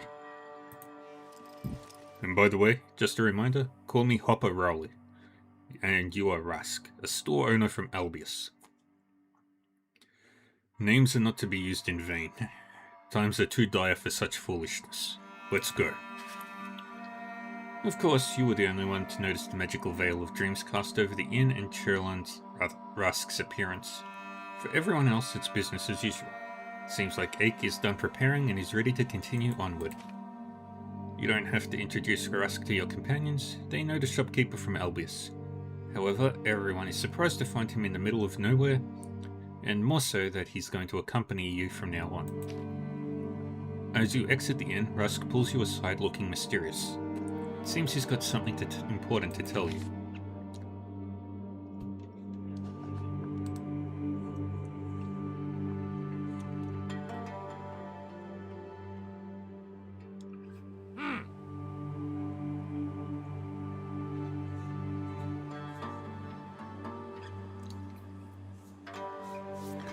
Blance, or rather Hopper.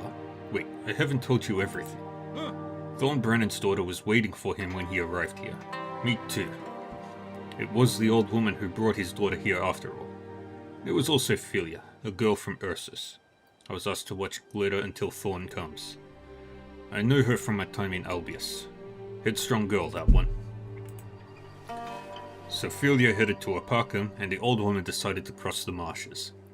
I was sure I'd never see her again, but when Thorn headed west with his daughter, that damned hag came to me in a dream. She drew this damn thing on my hand and said something cryptic. Figured there was no point in trying to comprehend the message, only that I must relay it to you. What did she tell you? And why do you think I'm the recipient of her message? She mentioned you by name, called you Blance instead of Hopper, so listen up. You need to venture west, and keep in mind that even a scoundrel can be useful. That's not much to go on. Was that it? Was there at least another word? Must I solve riddles again? Yeah, life's one big riddle. She also said that I need to accompany you. I'm asking, what did I do to deserve this? And she dismissed it, saying, the real trial lies in Frigga, or somewhere nearby, and that it spells certain doom for you. That sure is some good news, friend. Well, nothing to do but face the music. The voices of those nearest and dearest still echo in your mind. You rush into battle as if you were late for a meeting. Yay. We're back to Thorn.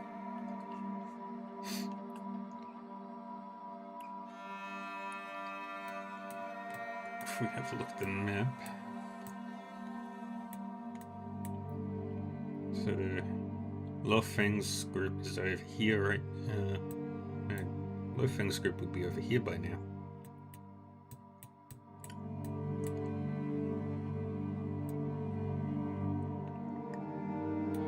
We've technically...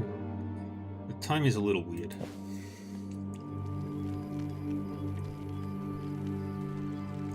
Squad management first. Leveling up.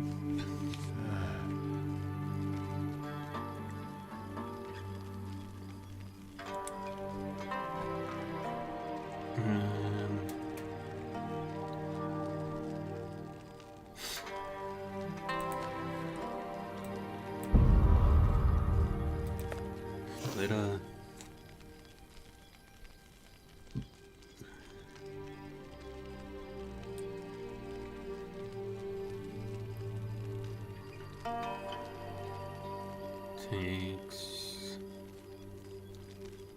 more endurance. Boost that. Do it again. Flit.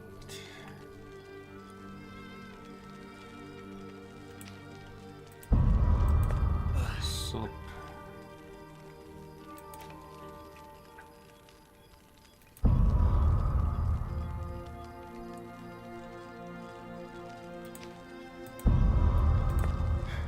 Fisk.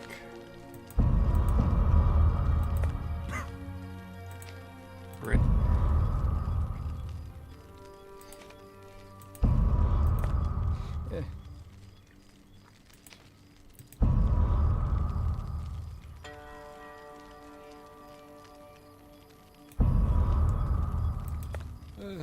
Ramblin'.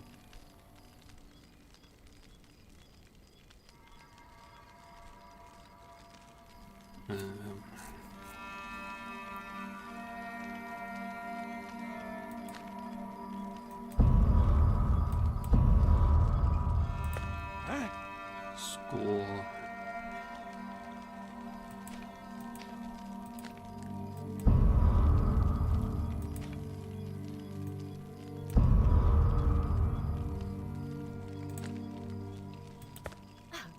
Foster.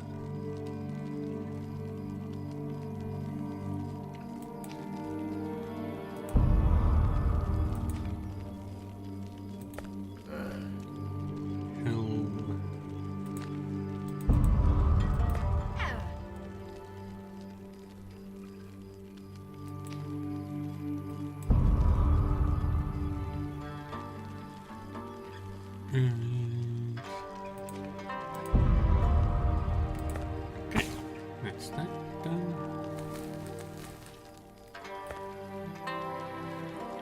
Then we talk to him.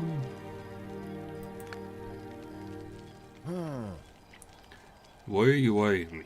Spit it out already. Hey, Unigod. You are right. Maybe we'll all drop dead soon. So, let's have a talk while I'm still alive. Isn't it a bit early for you to prepare for death? Truth be told, I'm still amazed I've stayed alive for so long. We've been face to face with the enemy many times, and there's still much more to come. Hope you don't regret letting me into your squad. I've got nothing to regret, but I still don't understand why you need to go west. You weren't in any coin following me, and you won't become a commander. Could have waited for the war to reach the edge of the wasteland, you know. You want to tell me something? We shared a boat back during the Battle of the Southern Isles. I was still a kid, scared out of my wits. I fell to the bottom of the boat like a coward. You should have executed me, but punched me instead. My nose is still a bit bent. Then you made me take a sword and fight. And you fought alongside me. You saved me, Thorn. Oh, I remember you. You weren't nearly as huge, though. As for that day, if we executed everyone showing fear, there'd be no one left. Were you worried about something? I don't think my ending up on your squad is pure happenstance. Look around. There's not a single random person here. That hag, the one I told you about. She thought everything through. She is the one who gathered a squad for you. Think about it. Can't deny thinking about it a lot. About predestination. Why would anyone have use for us? Why would anyone have any use for us? Still, with not much time left to wonder. Soon, we'll be served at the table. Finally see who's trying to gobble us up. I'm not so much a fan of idle chatter, Helm. Well, I may not talk much, but if I don't say all I have to say before I kick the bucket, I won't even leave a single memory behind. Nary an echo. Well, you've shared your tale, and I remember you. Now, I won't ever forget. Still, what will become of your story if my life ended tomorrow? I don't believe there's an end to this life, Thorn. Not because I fear heresy, or the posthumous retribution the temple servants preached about. I just don't. We're about to find an answer for ourselves, Helm. See the end with our own eyes. That I'm sure of.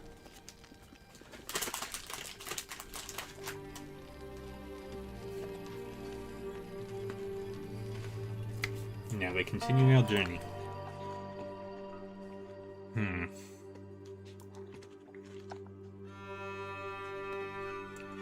And we are heading to Frigga.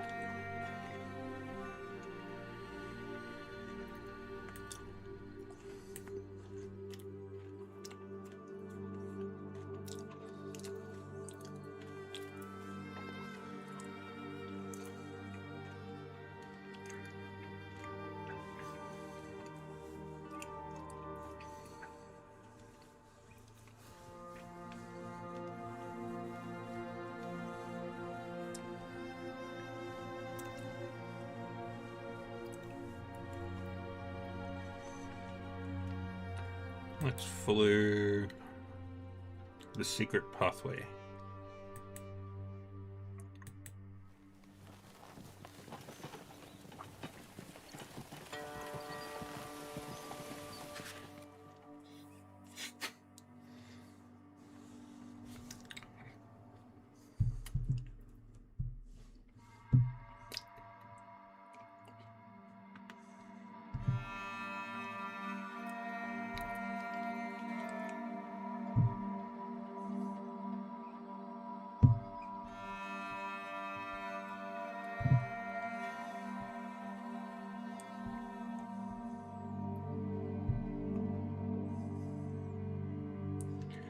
A scared young lad walks down the road. He introduces himself as Clemens. He's been hiding in the bush from a band of Ences, which left the thoroughfare and turned on a seldomly used path. Luckily, the path leads to a long-abandoned village, so the abominations won't hurt anyone. It seems like you can catch up to the Ences if you want to. Clemens praises the gods for delivering him from peril and bids you farewell. The prospect of ridding Berkana of a band of brutes is enticing, but should you risk fighting for such elusive game?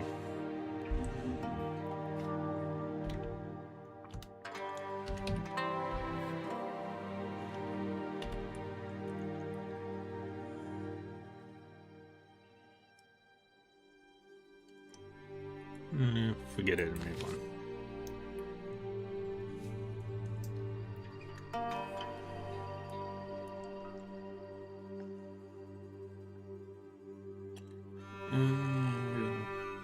robber's track.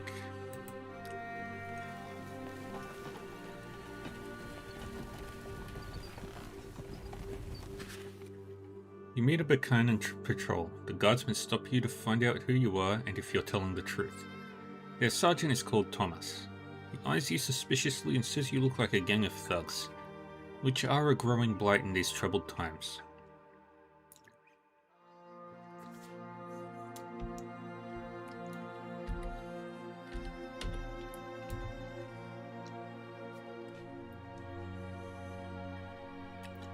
Answer all inquiries patiently.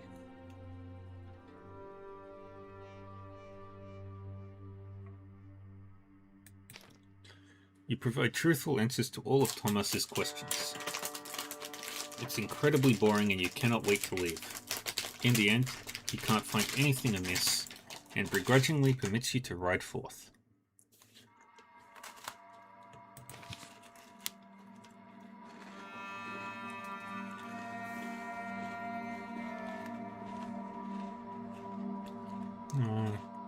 Keep following the robber's track.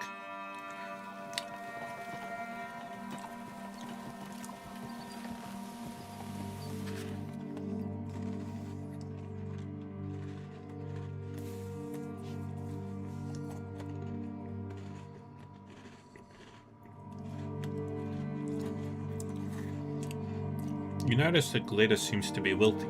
You want to cheer her up, and the conversation leads to her love of sword fighting. She reveals that she misses fencing practice with you.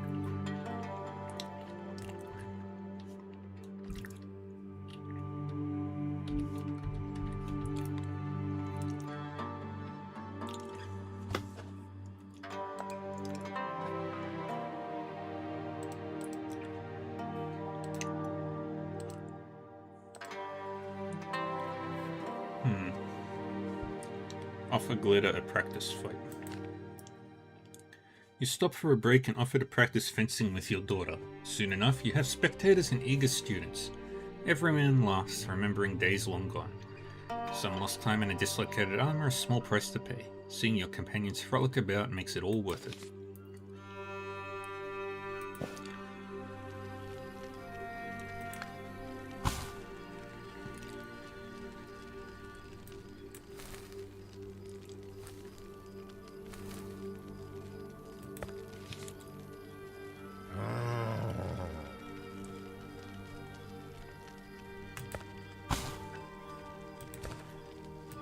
Quick heal.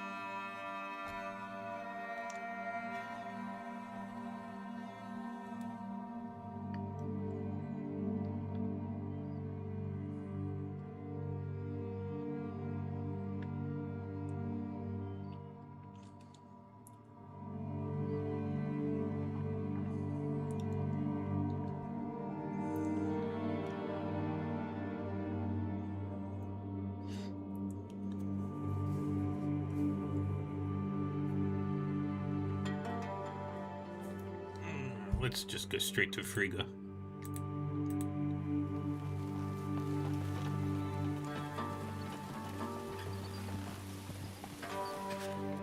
You approach the highway. It's teeming with soldiers and fugitives. You hear cattle lowing and heavy wheels creaking. People are leaving Frigga. A sergeant hails you. Hey, where are you headed? Haven't you heard we are abandoning Frigga? Name's Siglyph, and I make sure that everything goes smoothly on this road. So let me have a look at your papers, just in case. You show him the papers drawn up by Rask. What's happening over there? We're coming from Marshwatch, so we're behind on fresh news. Seaglyph returns your papers and spits. The Intendant shouldn't have sent you west. There's nothing for you there now. Guilds and vandals have turned mad. They're just swarming onward, completely out of their minds. Prince Hidelig is fending them off for now, but he's only stalling for time. You ask, what about Prince Trig of Jorana? The sergeant looks at you surprised. Are you all living under a rock in that stockade of yours? The Joranan king is dead, so his son is now making his way to Hyberg to defend it. You will also be crowned there. The sergeant has nothing else to say, so you venture onward knowing that time is short. Bum, ba, bum, bum, bum.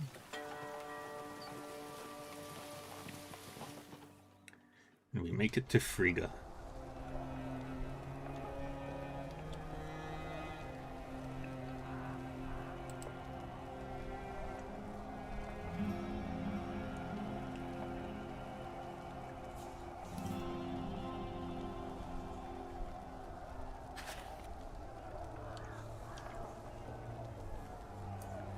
You approach the white bastions of Frigga to find the mountain gate unguarded. At a distance, you hear men yelling and the clanking of weapons. It seems as if the enemy is trying to storm the main gate. Krieger swears. Who wages war like this? No patrols, no guards, gates open wide as a whore's legs. You could take this fortress with 12 scouts. You shake your head. While Frigga holds the road, the only way in is through the main gate. Still, there should be someone stationed here. Perhaps it's all hands on deck. Whatever the reason, no one stops you as you lead your party through the gate. This is where your son fought, so it's the best place to look for him. Going to Prince Hidelig first makes the most sense.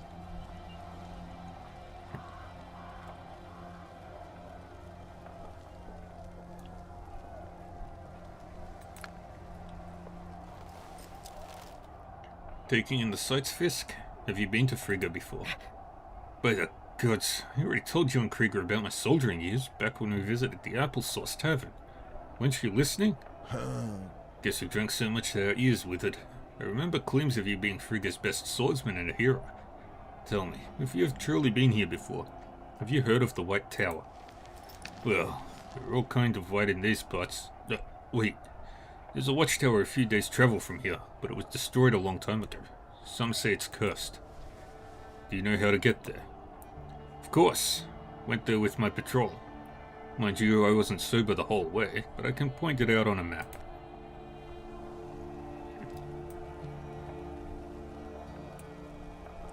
Got some dead folks over there.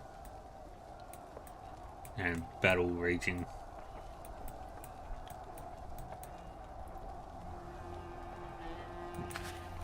The city is nearly abandoned. You see the occasional guard and hear the distant creaking of carts, but no one pays you any mind. You ride into the square opposite the town gate toward the din of battle. A horn pierces the air with urgency. Eyes wide, Glitter looks beyond the gate, to the blood-stained mountain that leads toward the forest. Dad, that horn signaled a retreat, right? Why is that squad not withdrawing? The enemy is pressing the attack. You face the gate. A Burkanan squad that pushed back an assault is now trapped. Another band of Gels joins the fray. You can spill blood, but it might end up being your own. Should you risk helping the Burkanans, or just keep searching for the prince? Frigga's defenders can make do on their own. We're joining the fray. You lead your companions into the fray. You hope that the enemy is not smart enough to cut off your retreat. A horn signals the defenders to fall back. It's clear there will be no reinforcements.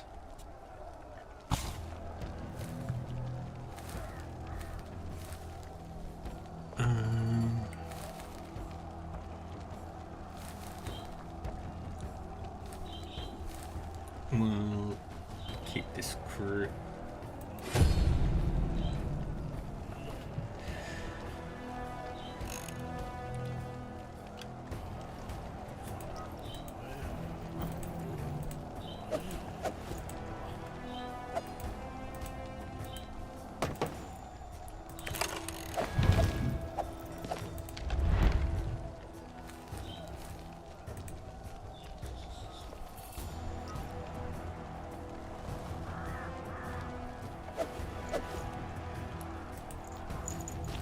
there.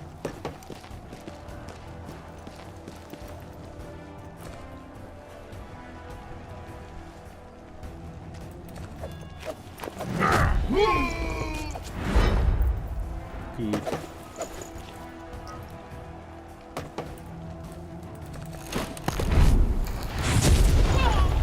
Ouch.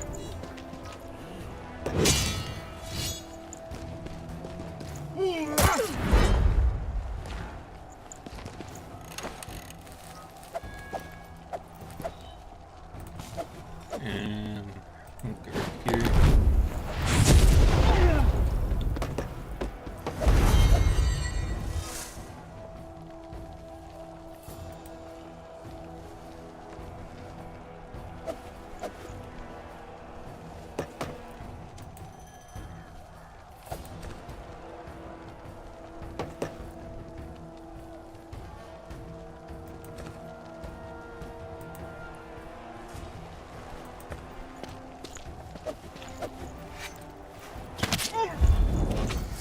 Beautiful.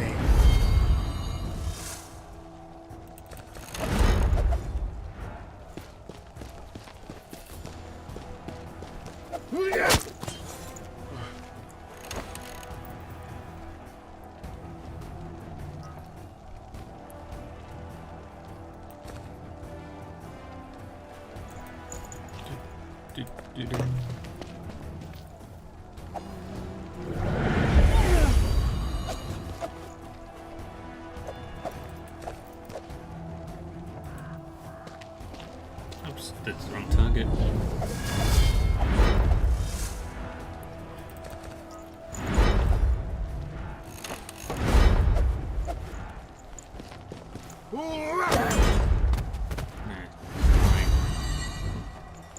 She can survive.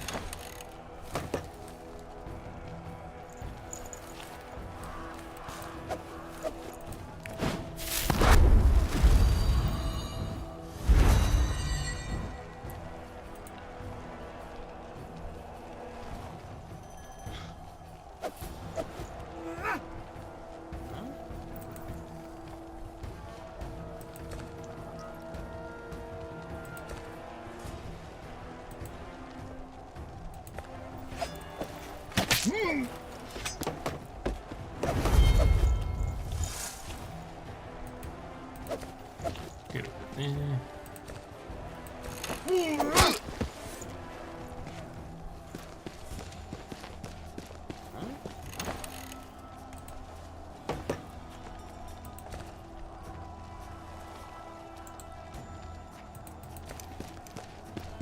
Get over there.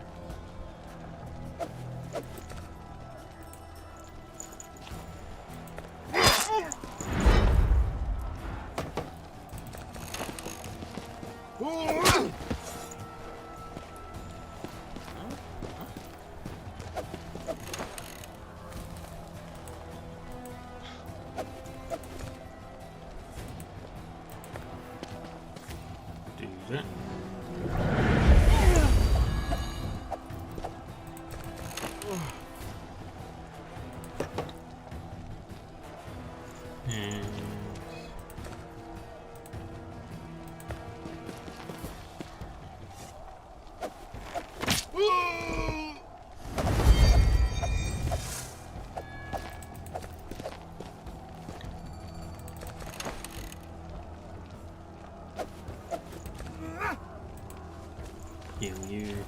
애들 반대해.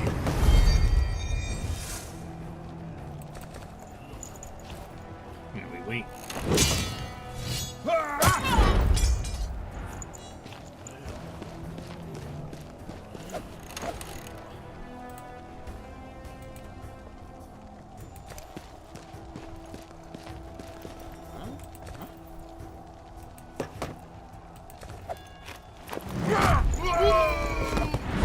Beautiful.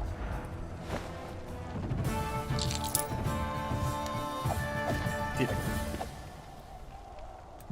Glitter and Thorn leveled up. Having thwarted the girls, you are forced to retreat. The assailants are at your heels. As the gates close behind you, another wave of attackers crashes against it. Like the last, this fresh attempt is unsuccessful.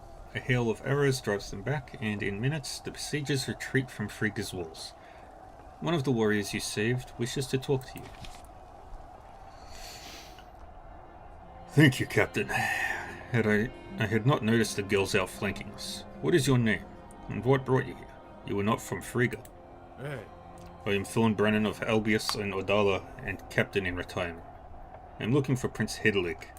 I don't look much like royalty without my crown and trinkets, eh? Sorry to say, you won't find another Hedelig here.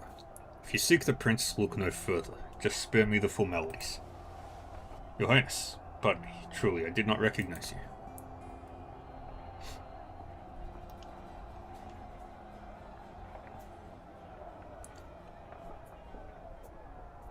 Why is the siege so poorly organized? I am no less surprised. I knew the girls and vandals were different to Frisians, but I did not expect to have to repel at random. It's as if someone is driving these bastards to die at the walls of a fortress they've no need of taking. You're right. It's not a proper siege, and Frigga will not fall. Something else troubles you, though.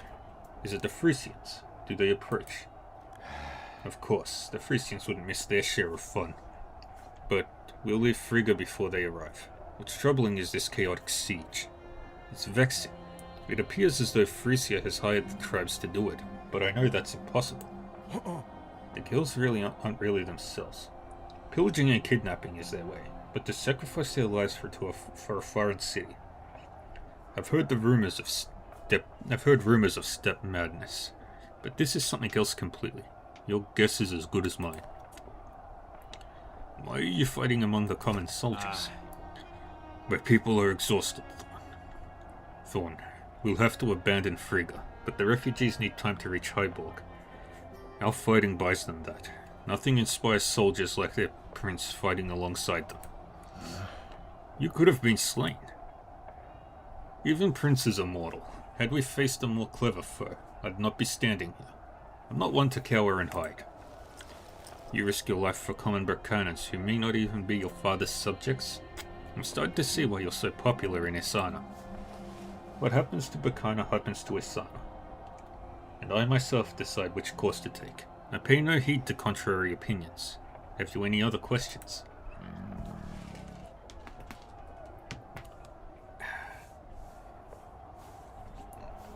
Do you know the whereabouts of my son, Mact Brennan? I was just about to ask if you're related. I'm afraid I don't have good news. Your lad disappeared when the siege began. Druket still searches for him to no avail. Who's this Druket and where can I find him? He's one of my men, and I dare say, the best. He's looked after Mact since the lad arrived in Frigga. You should speak to Lon first. He's the commander of the guard here. You'll probably find him in that house over there. I shall ask him to assist you. My thanks, Your Highness. Thank you. That's all I wanted to know. Wait, I hesitate to say this, but I owe you my life. I shan't forget it. If this pestilence doesn't destroy us, find me. I'm sure it will be easy. Yes, Your Highness. Take your leave. I hope you find your son. He's a good lad, and now I know who he takes after. Farewell, Captain Brennan. Farewell, Prince Hedelig.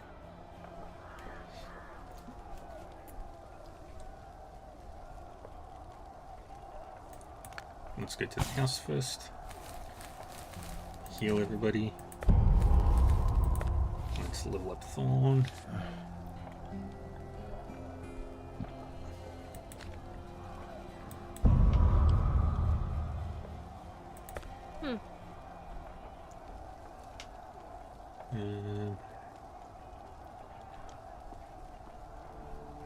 Get more health.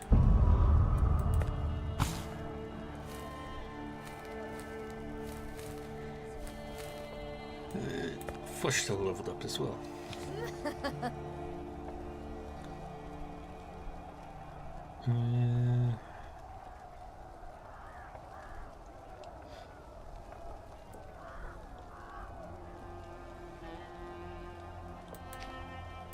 Boost your energy.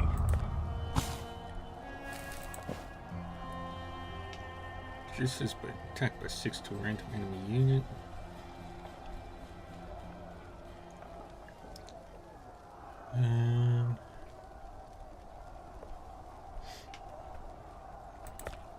We'll leave that. Lon. Having spoken to the prince, you visit Lon, Frigga's commander of the guard. He points out a warrior beside a nearby house. That man with his back to us is Drukit, freshly returned from a scouting expedition. Hey. Good day to you, Drukit. My name is Thorn Brennan. I've been told that you're searching for my son, Macht. True, I do search for Macht, and I shan't rest till I find him. What's happened to him? He was ambushed. The place was crawling with thugs. It's as if someone gathered them up from all across Terminum, purposefully drove them mad, and then herded them to Frigga. Max had a run of especially bad luck. Some unusual bandits have taken him prisoner.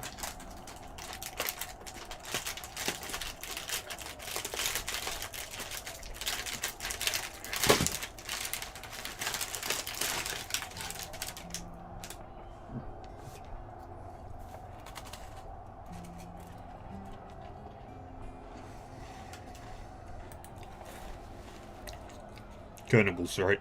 No need to mince words. I've seen much in my lifetime. Is there any hope that Max still lives? Oh.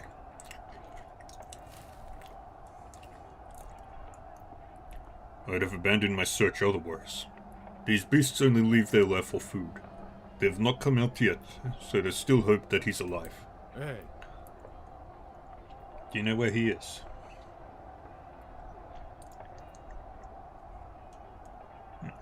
No. Why are you looking for him? The prince appointed me to look after Macht as soon as he arrived. I was like a mentor to him. You have an able son, Thorn. Quick learner, but what a hothead. He acted rashly while in my charge. Please forgive me.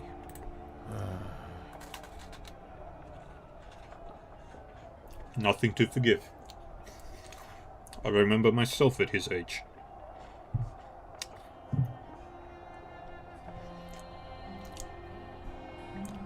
I, too, would sneak away, looking for adventure. He will yet live, and have his adventures, I know it. He was captured by these beasts under my stewardship, and even if you forgive me, I cannot forgive myself. Do you know where he is? If I knew where your son was, I would not be standing in front of you without him. What can you tell me about the White Tower? Wait, it's a death trap even for cannibals. Though, considering all this madness, I've yet to search there. How did you learn of the White Tower? Long story. Let's say, I've heard a voice. This may surprise you, but I understand. Let's go and search for him.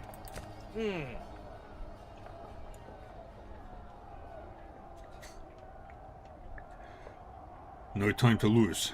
Every hour counts. Will the prince not object? Hitler's strict. He spares no more soldiers for the search, and all of Max's men are already dead. But the prince won't stand in our way. He's not heartless, and he was fond of Macht too. Then let's go.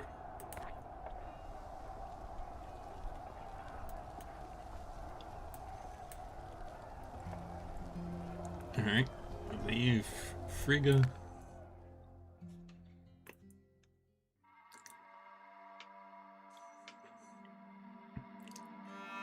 We can't go north. And White Tower.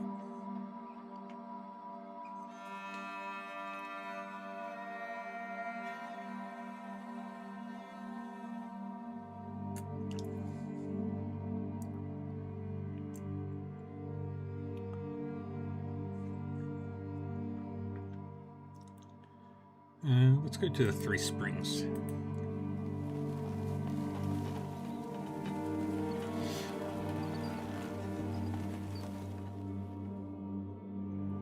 And south to the Cursed Ravine.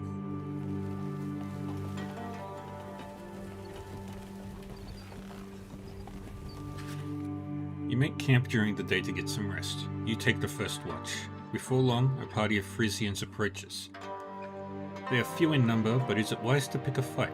Walking back to camp, you spot a ravine sloping gently downward. You could hide there if you wanted to, horses and all.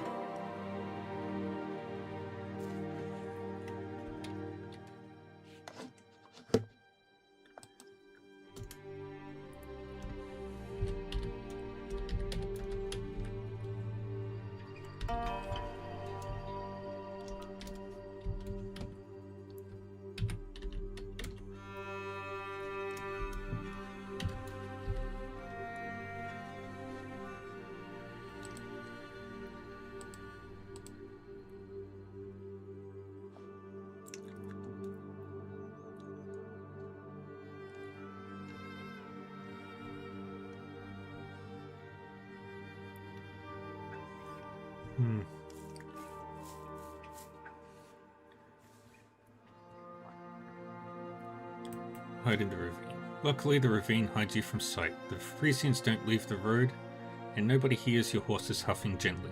When the Northerners are far away, you emerge and carry on with your journey. You stumble over something. The gods must be on your side. You can't help but laugh when you see a magical card shard at the bottom of the ditch, next to the root that almost tripped you. When you tell your companions about the luck you find, they think it a good omen. Did I get a new card? It doesn't say I did.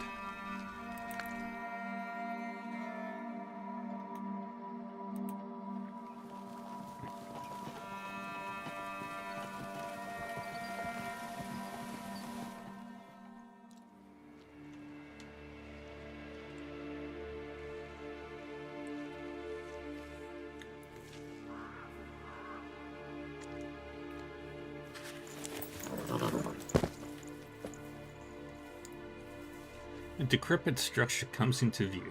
You dismount and creep toward the pale ruins of the tower. It seems your fears were unfounded. Not many cannibals around. They must have scattered. Drukit points to the ruins. The tower looks empty. I fear the bastards might panic and slaughter the prisoners. If you distract them, I'll sneak up from the side. I know this place, so I'll find a way. There's not much choice. You nod. Drukit stalks around the tower. He signals you with a wave and you walk straight toward the cannibal's lair. They notice you. A large vandal blocks your path.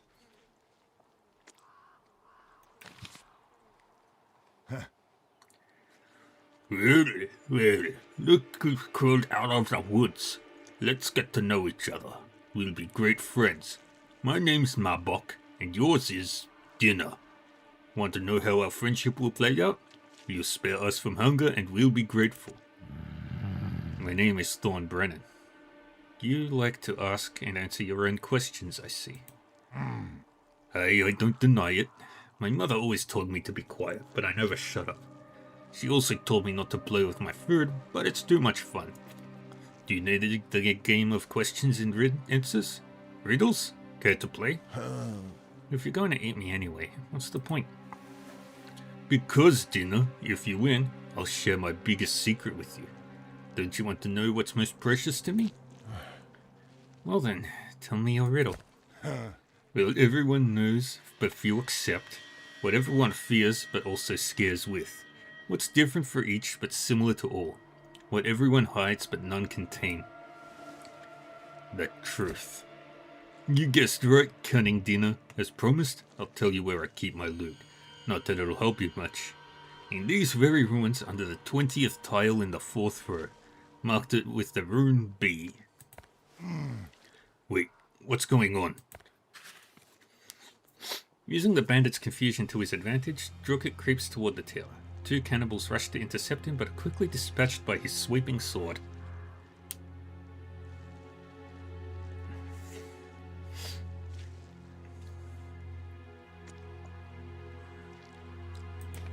With a grunt, Marbok sends some men to intercept Drukit. The rest attack. Marbok retreats towards the forest, but it does not matter. Your goal is to reach the tower and hopefully your son.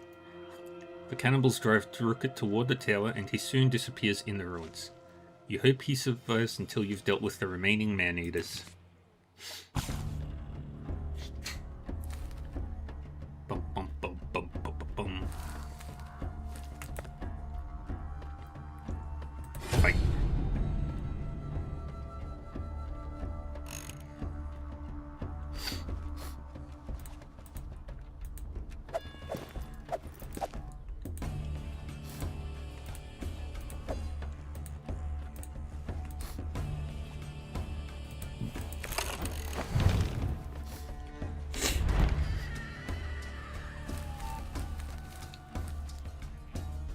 Dun, dun, dun, dun, dun.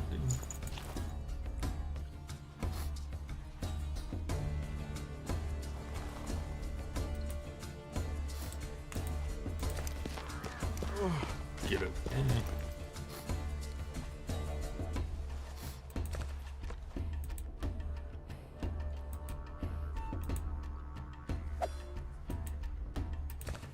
Attack.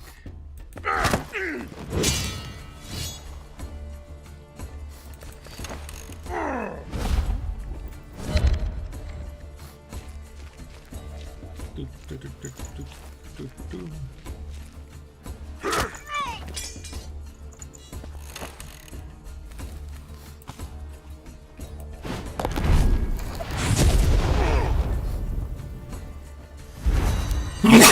Pardon me.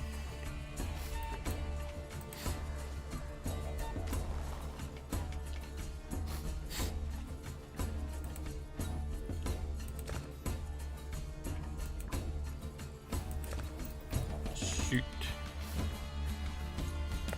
You.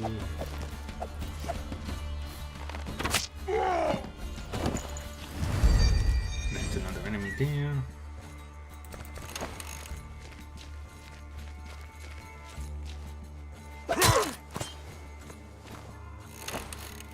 Ouch.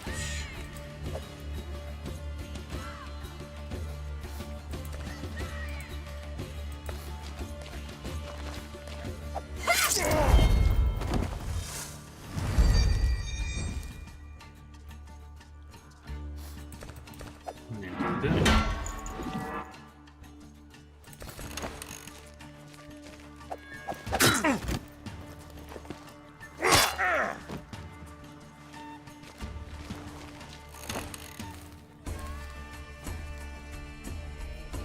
And heal you up.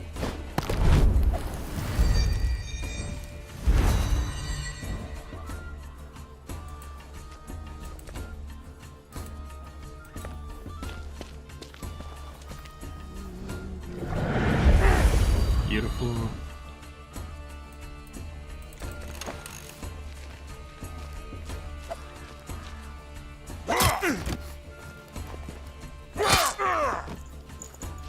Good.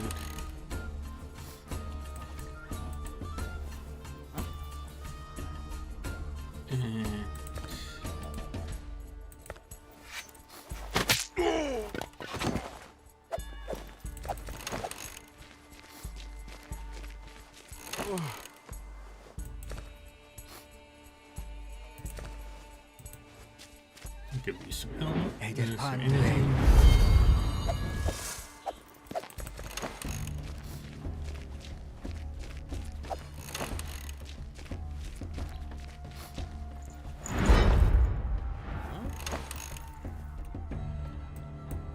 Okay, next round.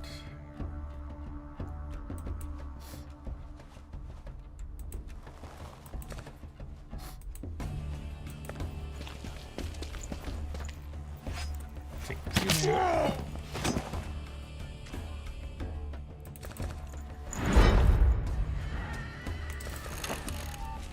Put up that defense.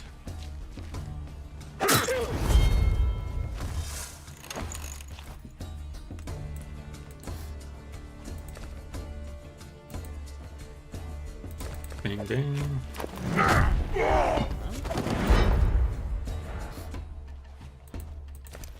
Get over there.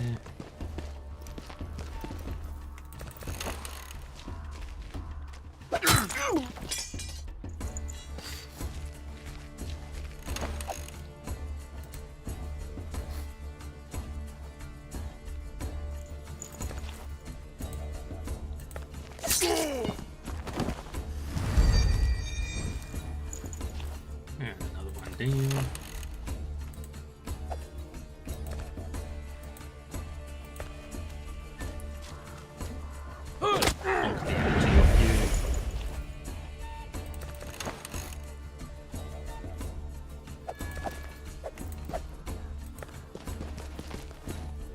And do all the damage.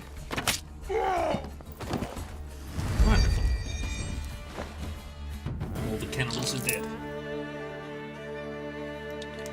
And the paralysis. With the cannibals defeated, you rush toward the tower. Several dead bandits lie by the entrance. This Drukhit is clearly a skilled warrior, but all thoughts of him fade the instant you find your son's body. Guerda pushes past you. She stoops over Mac, wailing. Dad. Dad, Mac's dead. We were too late.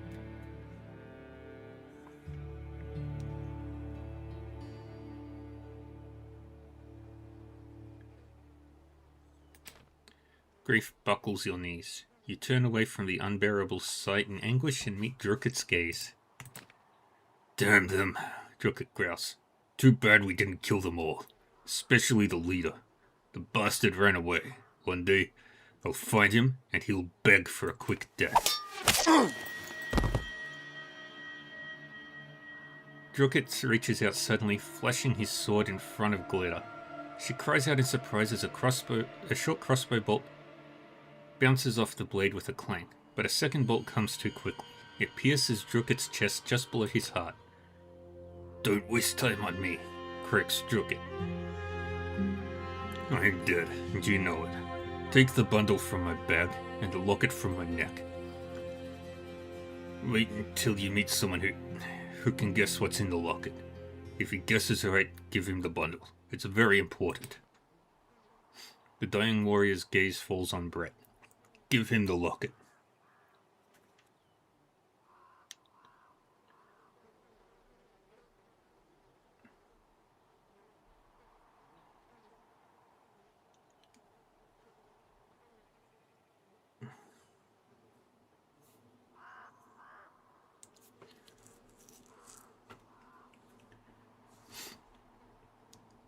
He should wear it. Now leave. In Opakam you will be saved. There is no other place. Go to the watermen here. There you will be cleansed.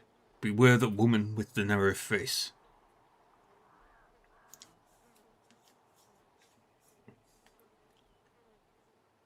Bleh.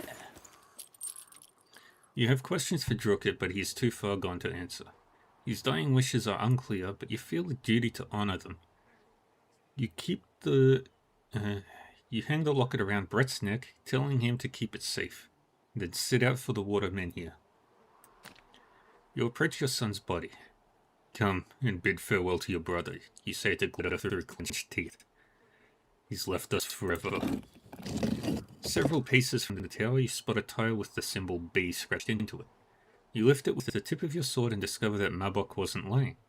With his treasure securely in your bags, you are almost ready to set out. A blanket of silence falls over the world as you stare at your son's lifeless body. The water flows silently. The wind stops. Guerda's lips move, but yet no sounds escapes them. What is she saying? All you hear is your own heartbeat. You've failed to save your son. He spent the last moments of his life alone. Your life is over. Or is it? You can barely make out Gleda's words. We're still alive, Dad. Pull yourself together. Lean on my shoulder. You become dizzy but manage to stay on your feet. I'm always composed, daughter of mine, you say, barely recognizing your own voice. I'll only fall down when I die. You should take Mac's body to Arpakum.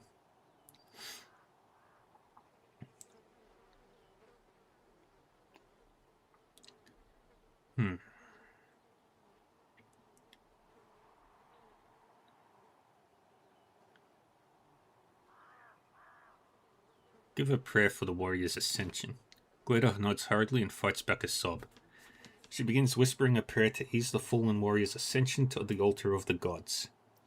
Her voice gains more confidence with each word and her tears begin to dry. You kneel beside your dead son's body and touch his cheek. It's stiff and cold to the touch. Your hands shake. Gleda kneels and unrolls the blanket. She's sobbing again.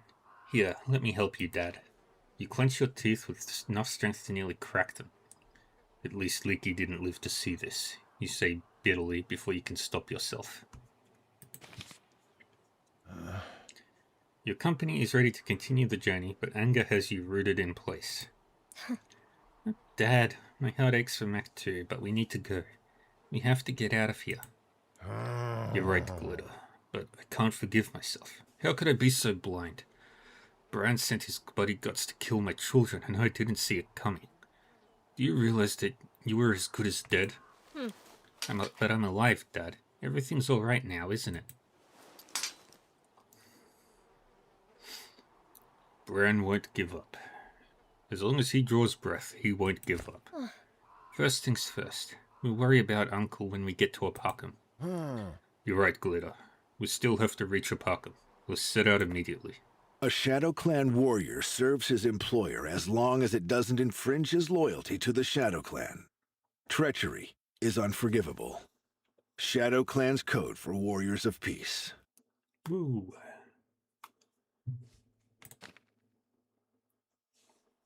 We've got much more to do.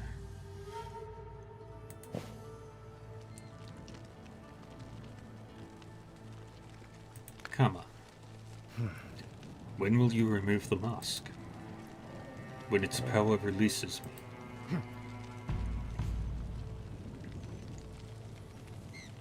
Did the gods destroy your world?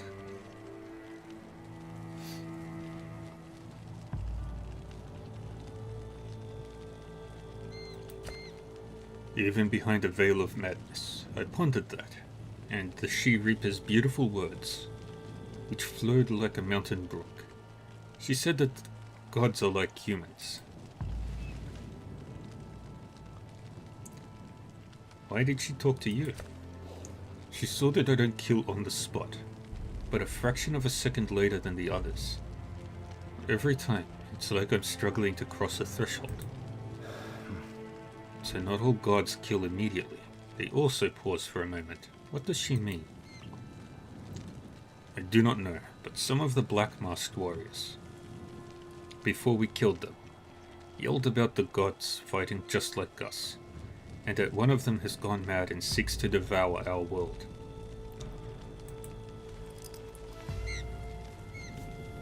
Take it off. I'd have to rip off my skin, but that's not the reason I can't do it. See the rings on my fingers. If I take them off, the lenches will fall like dead leaves, leaving nothing, and nothing will bring them back to life. If you remove my mask, I'll fall too. It's an unbreakable enchantment.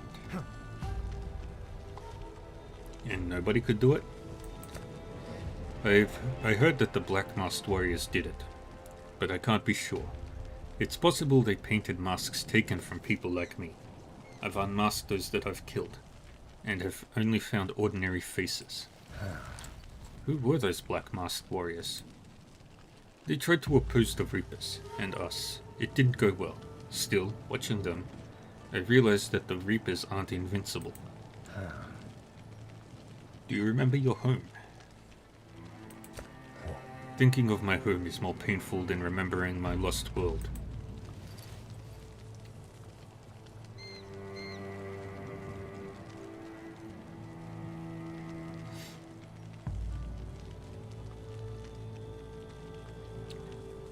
I don't want to hurt you.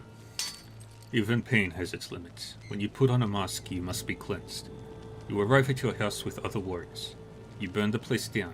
You kill. Your mother recognizes you among the killers and calls out your name, but you are no longer you. Did the gods force you to do such things? The Reapers. They insisted that we are doing our loved ones a favor. They even called it love. Good talk, Kama. Here's my advice. When you've got time, warrior, find peace in your heart. My heart is a desert where peace cannot be found. And nobody's got any morale.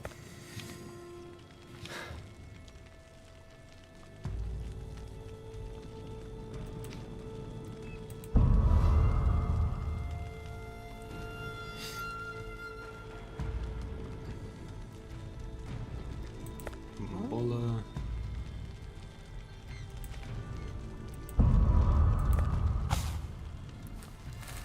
Yeah, roar.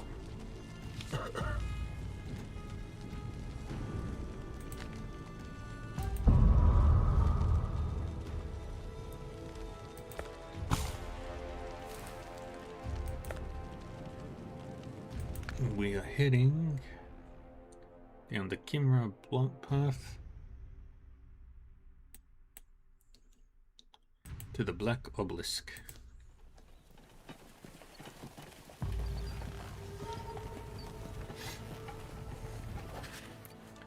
You are suddenly aware of a buzzing sound and spot a small tornado on the horizon. The buzzing in your head intensifies. As the tornado approaches, you are amazed to discover that it isn't a desert whirlwind. It's a man, spinning on one foot and pushing with the other. The immense power flowing through you makes it hard to remain standing.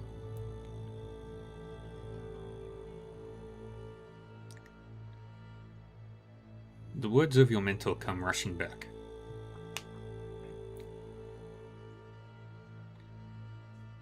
Warrior, someday you may become so powerful that you'll no longer need your sword.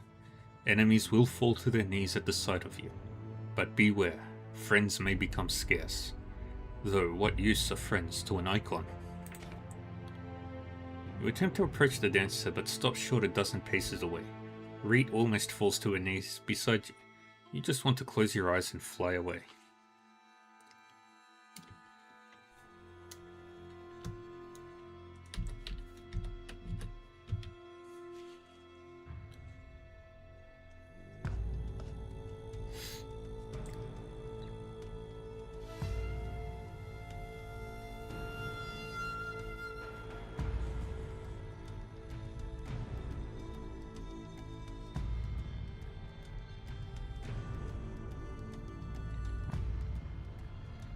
Ask Reet about the dancer.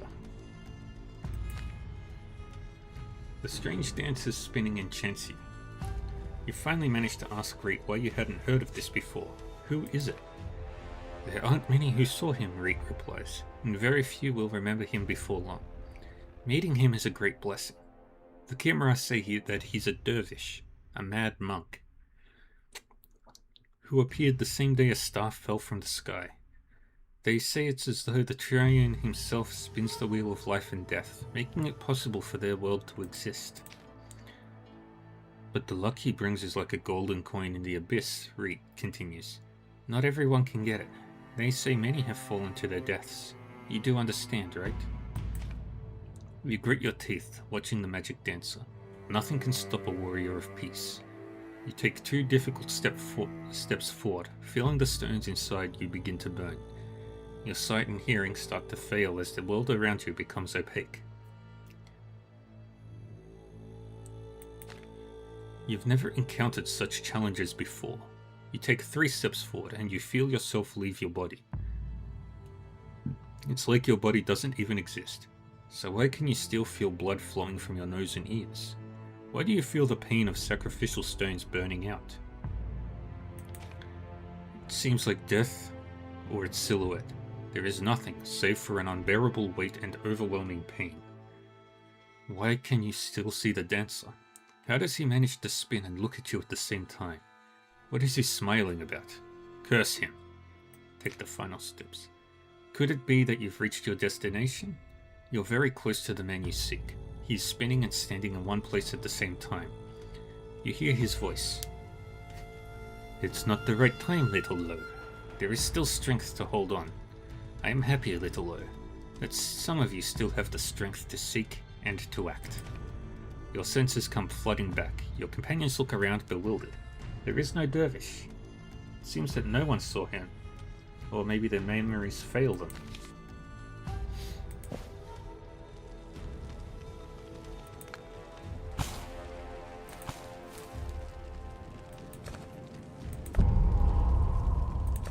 Let's do some heals.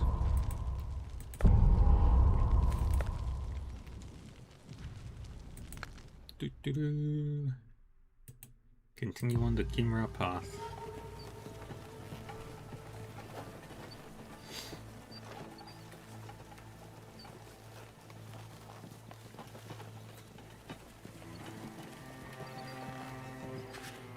You hear Kama muttering something under his mask. Listening closer, you can tell that he's singing. It's the temple hymn that amazed you when Reet sang it, but it sounds much quieter coming from Kama. The Ents senses your interest. You decide to talk to him.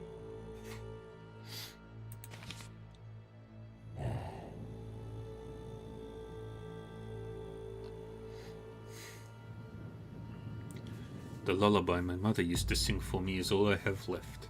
Fortunately, she didn't live long enough to see me in a mask, and my world covered in flames.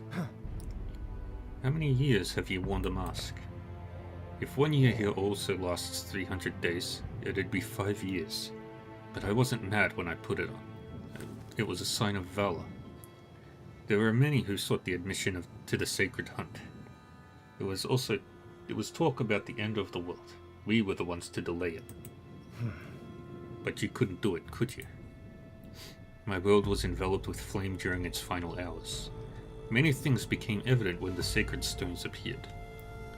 Why would the gods build obelisks of protection? And protection from what? They're gods. But the madness leaves little doubt. Do you think the same fate awaits our world?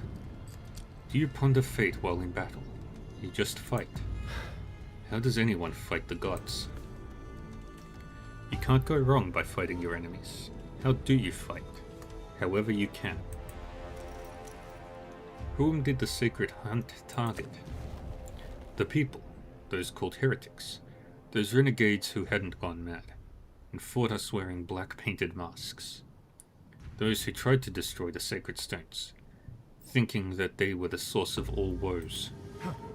Did you kill them? Yes, we tried to do that near the menhirs. They demanded blood. It was like a voice, controlling us. But the sacred stones were insatiable. The lands around the fingers of the gods became practically deserted. What made you believe it was the end of the world? And the end of the world. There were many signs. The sun grew brighter and brighter, burning everything out. The plague chained poor folks' throats and wrists. And most importantly, many changed into monsters, the spawn of the abyss. We massacred entire villages if we saw just one of them. But it didn't help you. Nobody thought about that. Even after we got here, we kept doing as the voice told us. We filled the sacred stones with power, and became the embodiment of evil. The poison that kills whoever touches it isn't harmful to us. So the evil brought you here. I'm not sure it was evil. Now, when the fog inside my head lifted, I think there was more than one voice. You could hear a choir under the burnt skies, and under that hateful racket you could hear something else. A plea, admonishment, and remorse. Were there always other only voices? No, we saw the Umbra Heralds the same year the menhirs appeared. They put rings on our fingers and taught us how to use lances, the flying swords they brought with them. That's when we stopped taking our masks off. Did those Umbra look like people? They looked how they pleased. The sun shone through their bodies. There were moments as if it seemed they weren't even there, but their touch when they taught us was stronger than that of the mightiest warrior. Did the Menhirs give them strength? No, not then. They told us that the gods themselves live in their bodies, nurturing them. They said that the gods saw through their eyes, touched us with their hands. We wept tears of joy when we heard it. Haven't you tried killing those Umbra? Others did. Our enemies wore black masks. But as far as I know, no one succeeded. The Umbra had to deal with some internal conflicts, though. They didn't die, in the end. They're incorporeal beings. So if the Umbra fought each other, but the gods nurtured them, does that mean the gods opposed each other? That's what I think about constantly. What if my burning world was the gods' battlefield? Where are they then? Do you no longer hear voices? I hear breathing, like a mighty warrior's being crushed under a mountain and can't awaken. It's terrifying. Someone must have been in charge here, right? The Umbra. They met us near the stone. They prophesied a quick victory and then vanished. They appeared in a blaze of power. We call them Reapers. Alright, I won't bother you with conversation. As you wish. You don't have to talk, hear, or even listen if you choose not to. Let's continue on the Kimra path.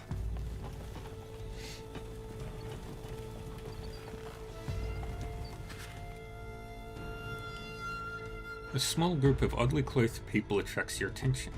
The garments were surely made in Berkana. Rather than using the road, they moved alongside it, hiding in the hollows and hills. They're not happy to be noticed.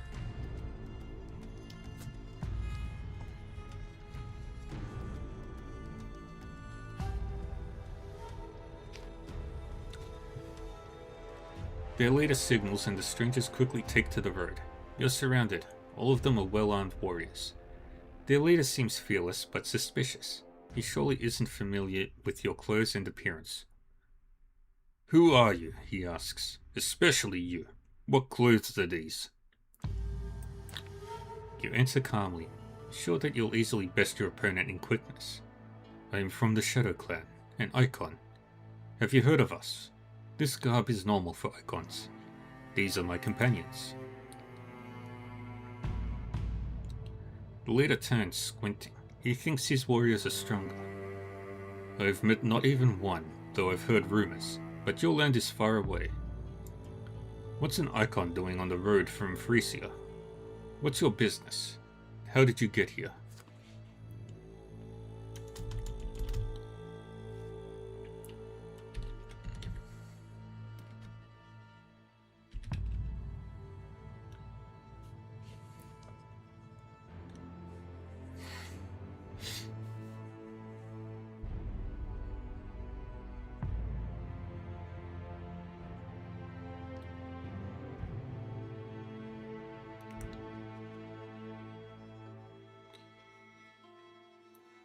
I am saving these people.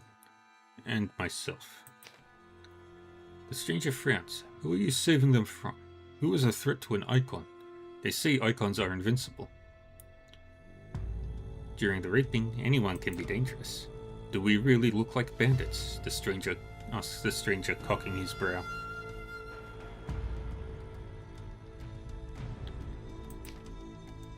Your gestures, way of speaking, and your clothes made me think that you're Berkanan, you tell the stranger and his squad. I'm beginning to believe that you are spies. I just don't understand what knowledge you seek. I heard that 3 legions are gathering near the Triple Menhir, but I haven't seen any armies. The stranger regards you curiously. That's important news, about the Frisian legions, I mean. But we came here for another reason. Didn't you hear anything about them building the bridge across the Great Abyss? There were rumors of Frisians trying to cross the Great Abyss and strike Berkana in its unguarded belly. What say you? You shake your head. It's impossible. Many leagues of the bottomless abyss are poisoned with toxic smoke. The high peaks of the Milky Mountains are on the Berkanan side. It's a decoy. There are no such rumors in Frisia. You should wait for the troops in the Vale of Mercy. The stranger looks at you for a moment, nods, and signals the warriors accompanying him. They turn and leave, disappearing into the nearest hollow.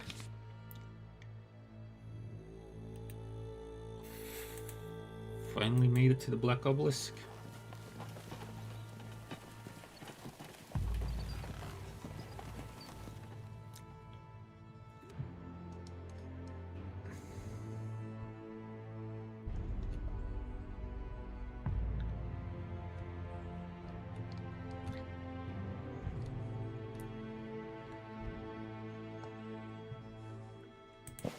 Du-du-du-du.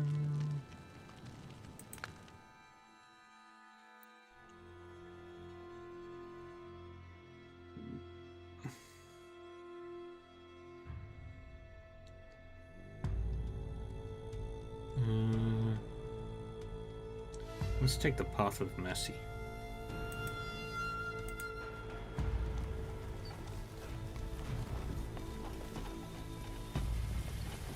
Du-du-du. You hear barking and growling. As you draw closer, you see a pack of step dogs mauling a woman. Covered in blood and no longer able to scream, she lies in the dirt, desperately trying to protect a bundle. It must be her baby. Your companions are itching to rush to the rescue. You move past your companions and kill most of the dogs with a few swift strides. The rest of the pack scatters, whining. Still, the woman is beyond salvation. She clutches her ripped throat and wheezes for air. You've no choice but to put her out of her misery. Your modified companions watch as you pick up the infant.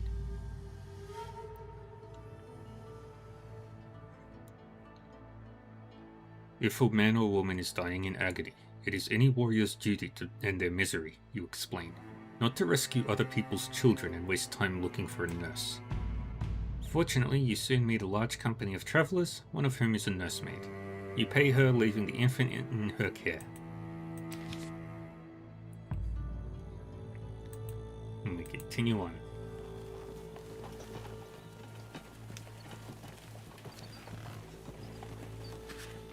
A column of smoke rises from behind a low hill. You skirt around it and discover a roadside hut engulfed in flames. Children scream inside and a Gellian woman thrashes about while a bunch of Frisians idly watch and exchange banter. The Vodan Inquisitor's description of the icon comes to mind.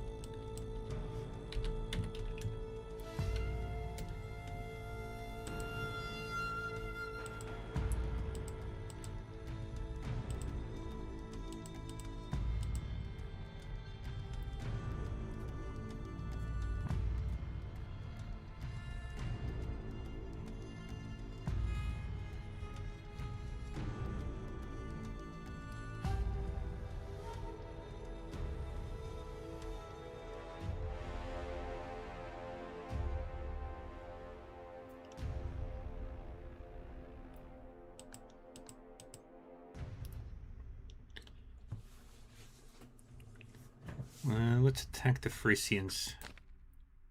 You pick the best person for the job. You won't have much time, you say quietly. Try to rescue the children. That's more important than killing the Frisians. Alice nods and tries to get past the Frisians. When you attack, Alice darts to the burning hut.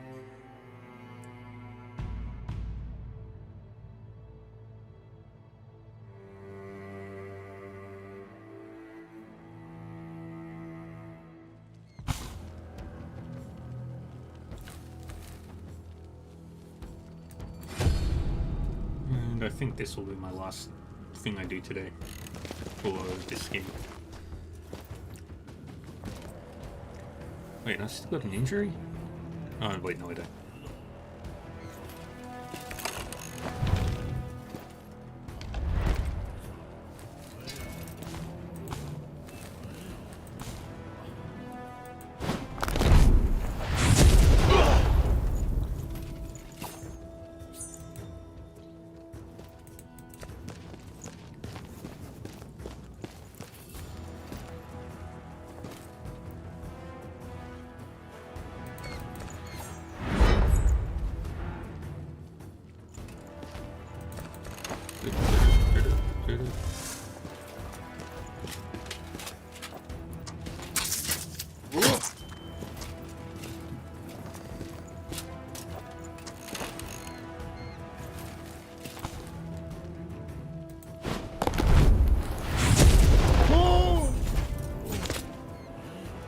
go.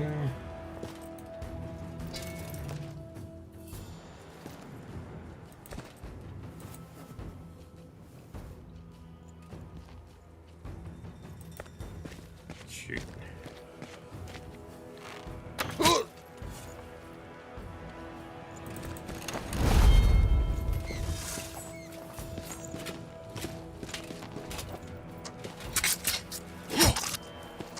Get up there.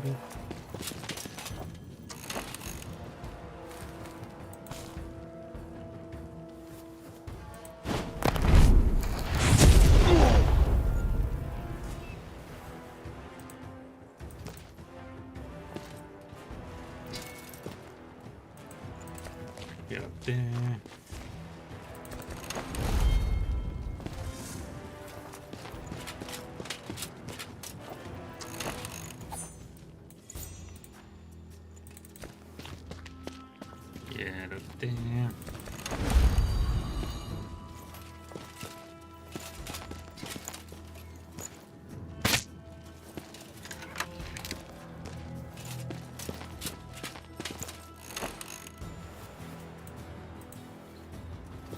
Get up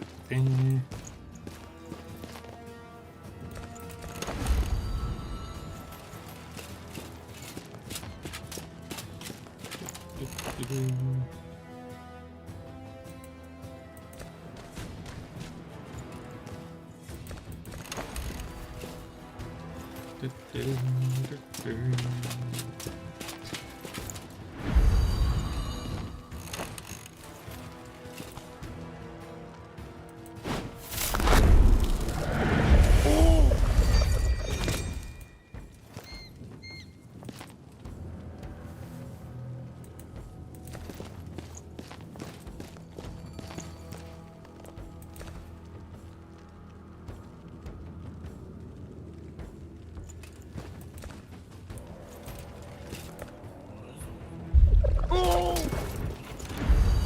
Thank you.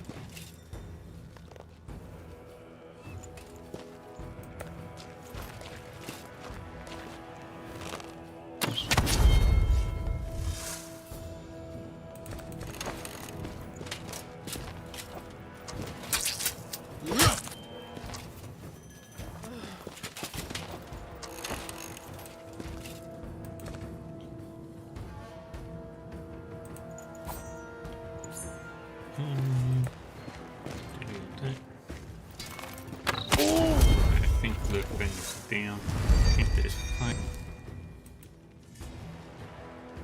Oh no, he likes to play.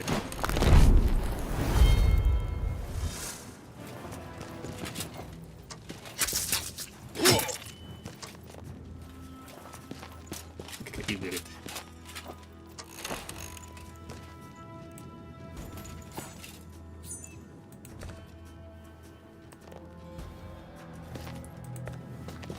Get up there.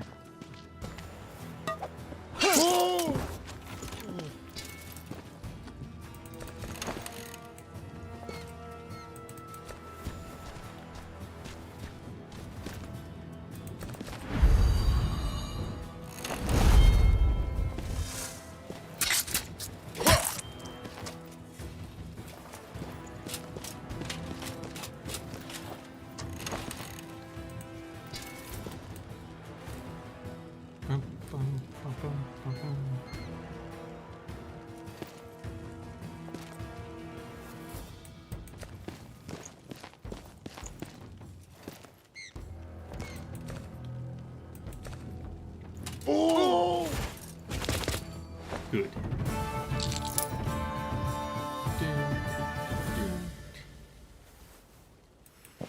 Level ups.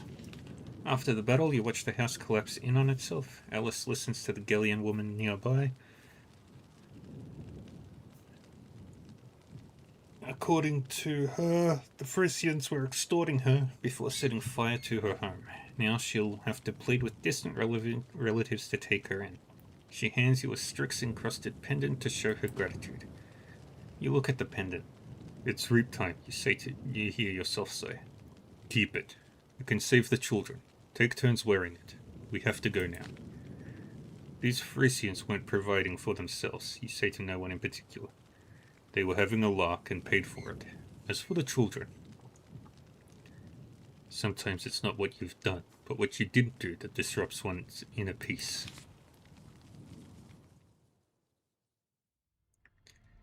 Alrighty. So we'll run the ad now. And I think we'll call it once the ads are over.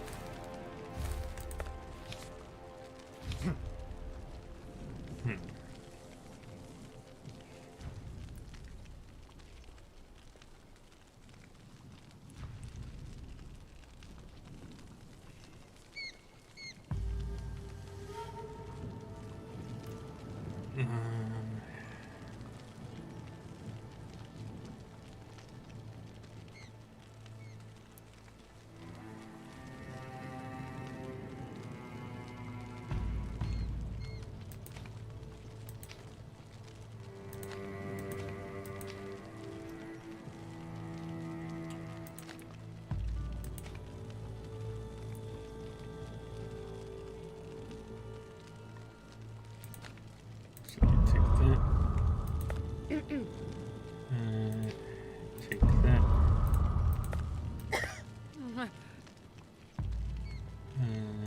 Mark that.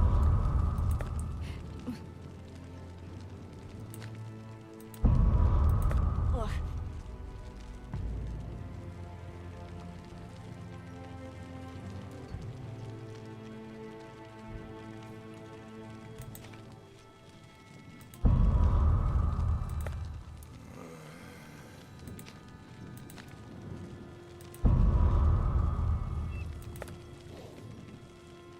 And you.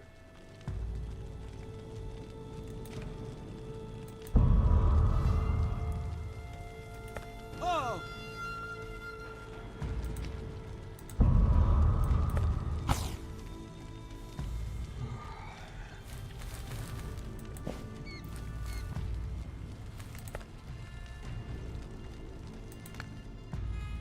Alright.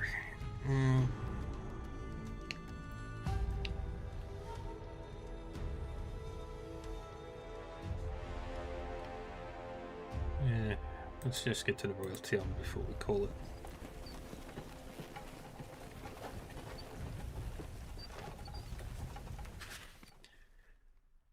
The road climbs a hill and dives into a hollow. There's a makeshift enclosure, its walls as high as the stockades. You hear screams, vaguely like a child's, coming from behind those walls.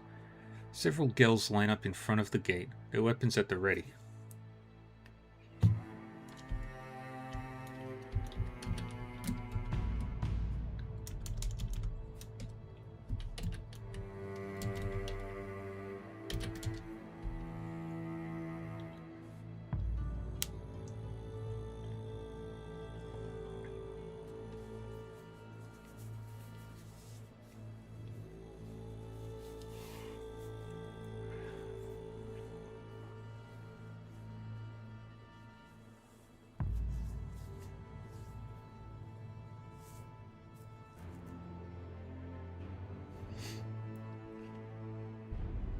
Join the battle. You prefer not to waste time negotiating and draw your weapon. The girls look befuddled, but they hold their ground. Seems they were hoping for an easy victory over your insolent bunch.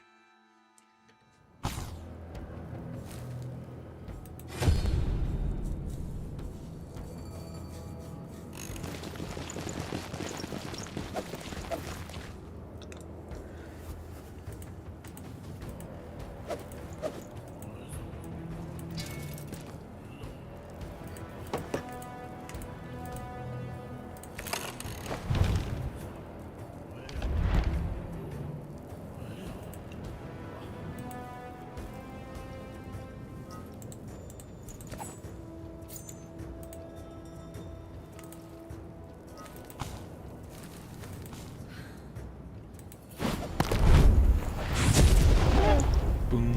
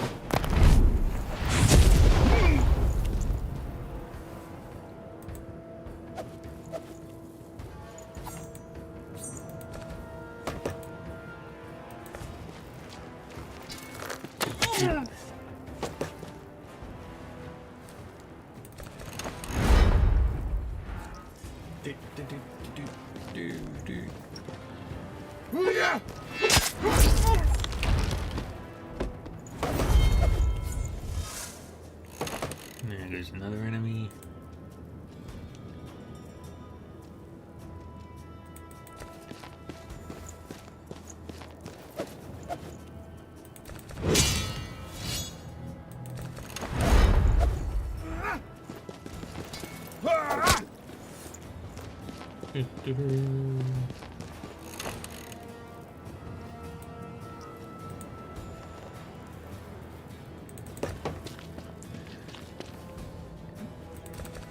Counterattack.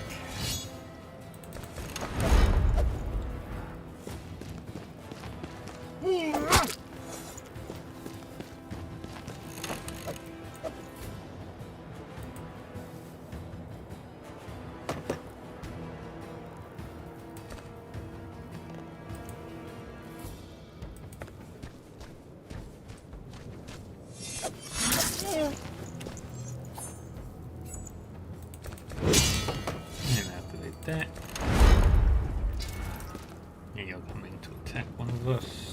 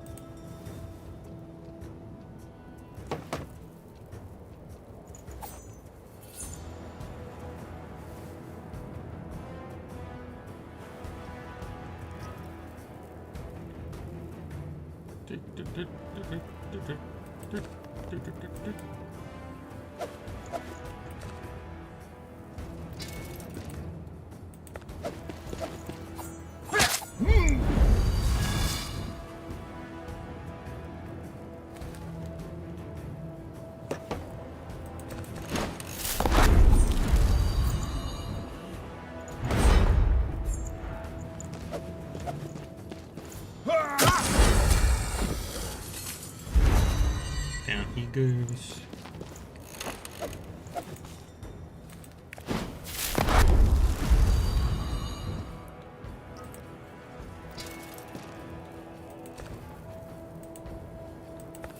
Get over there.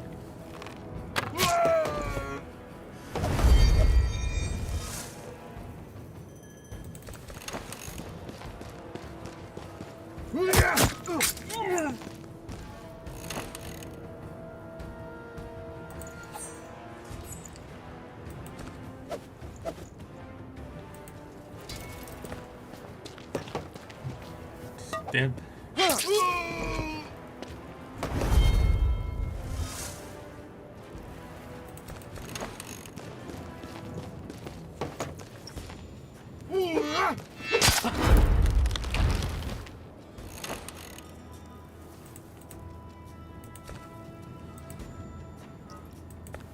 Little bit there.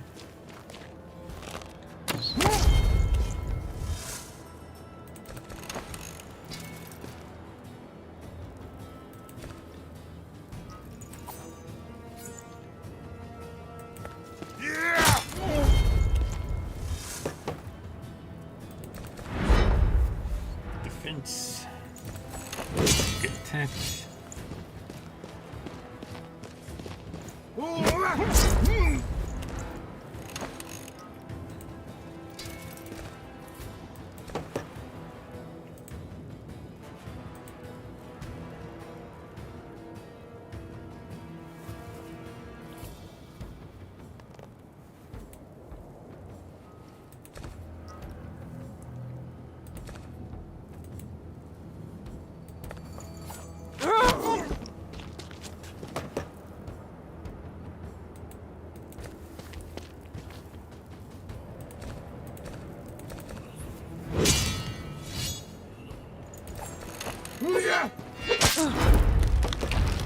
Good.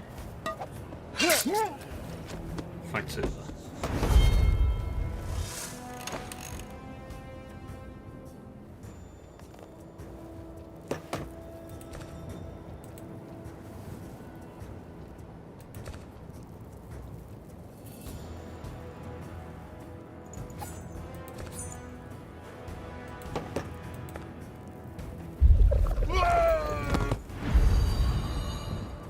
Wonderful.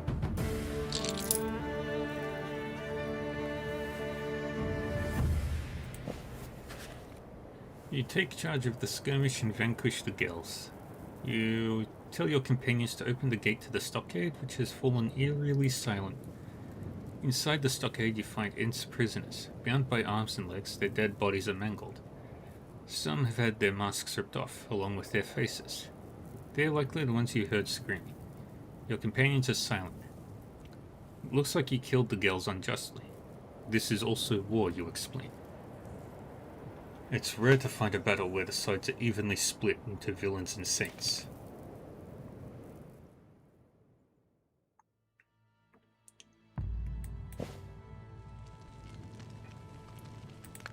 Okay, let's heal everybody.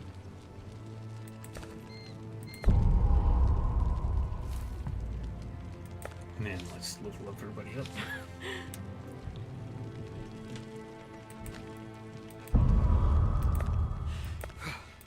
Shh.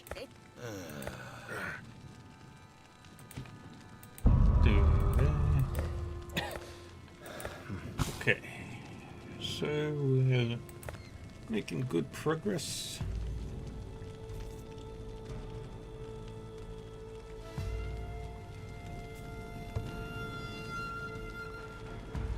How much more of this chapter do we still have?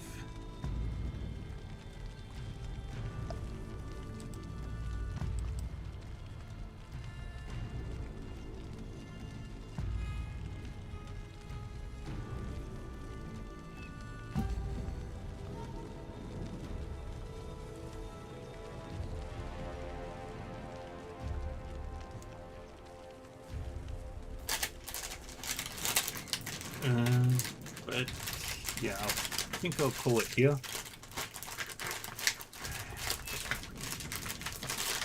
Snack. Good.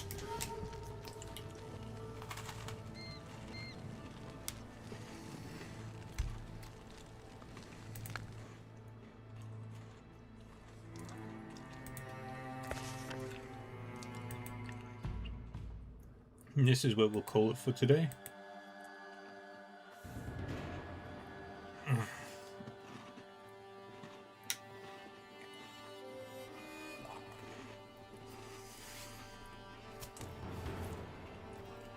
Went a little longer than what I normally do.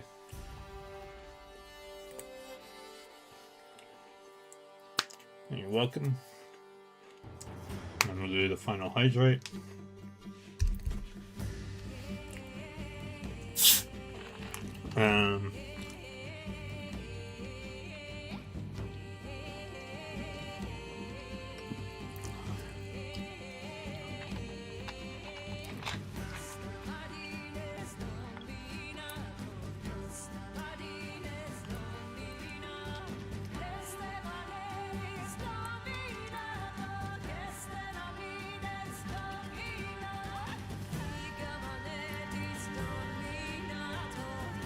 Alright, just forgot what I was doing. Shows the short-term memory problems.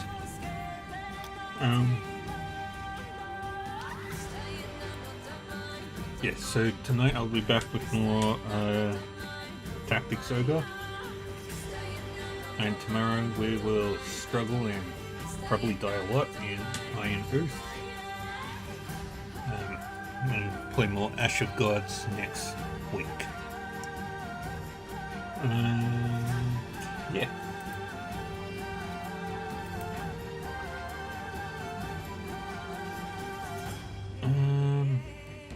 Who are we raiding today?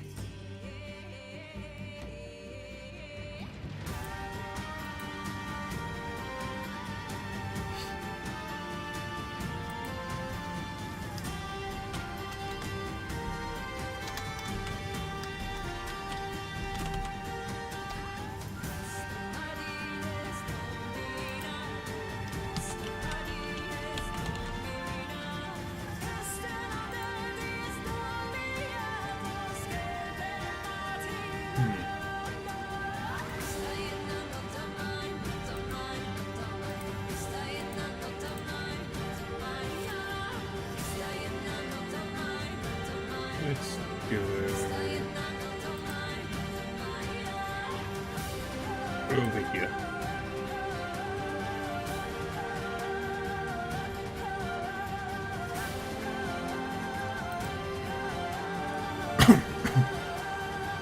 Alright.